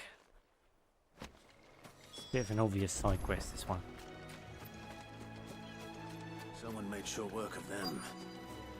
I wonder if that someone was Norris. There he is. Norris, I presume. That was difficult. Leave me be. You were never branded. So that's how you stayed hidden. Ronald sent you after me, did he? Set an Imperial dog on his best friend. And when we were so close. I'll never forget the hatred in his eyes. But it doesn't matter now. I will not become a slave. As one bearer to another, please. Don't do this. You know how they treat our kind. Ronald didn't send me. One of Martha's men did. He wanted to make sure you were safe. I don't understand. Need to save you, Martha idiot. takes in bearers. She's a friend. You can trust her. Believe me. I never knew. I can't say I'm surprised, though. She has a kind heart. Kinder than most. Just wait here and stay out of sight. You'll be among friends soon enough. Thank you. There's few would have been so kind. And sorry. You're no Imperial dog. Far from it. I've been called worse. Oh, I found a lantern back there. I assume it's yours. Thanks. I dropped it when those creatures attacked me. But if I'm honest, I wasn't all that sorry to be rid of it. Ron gave it to me. All right. I'll keep hold of it. I might be able to use it to put an end to the Imperial search before it begins. A bearer without a brand. To have lived free for so many years. Only to be betrayed by a friend. Why, Ron? After all these years, you were like a brother to me. I'm sorry. It's been a hard day. I'll be here when Martha's man comes looking. Why, Ron? Yep. It's because I killed all the monsters in the area. I'll go myself. You're still arguing about the same thing. There you are, Clive. How goes the search? Well branded. Have you found the bastard yet? Only what was left of him. A corpse, torn apart by monsters. And this. Let me see that. No. It can't be. Shall we consider that the end of the matter then? Or do you need to see a body? No. I mean, I've no use for bearer bones. He's dead. Let that be an end to it. Only wish those whose job it was had done what they were supposed to do and spotted him sooner.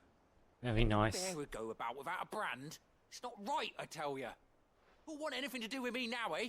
There goes the bearer lover, they'll say. I'll be a laughing stock. Yeah. Cry me a river. That's not what I see. Is it true, Clive? Is Norris really... He's alive. You'll find him in a hut in the marshes. He's expecting you. Oh, you crafty. Still, you did the right thing. Thank you. It's not much considering, but please, take this. Shh. Another mission done.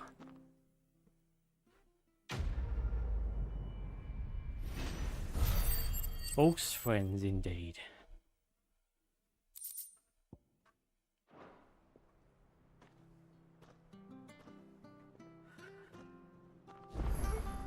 Right.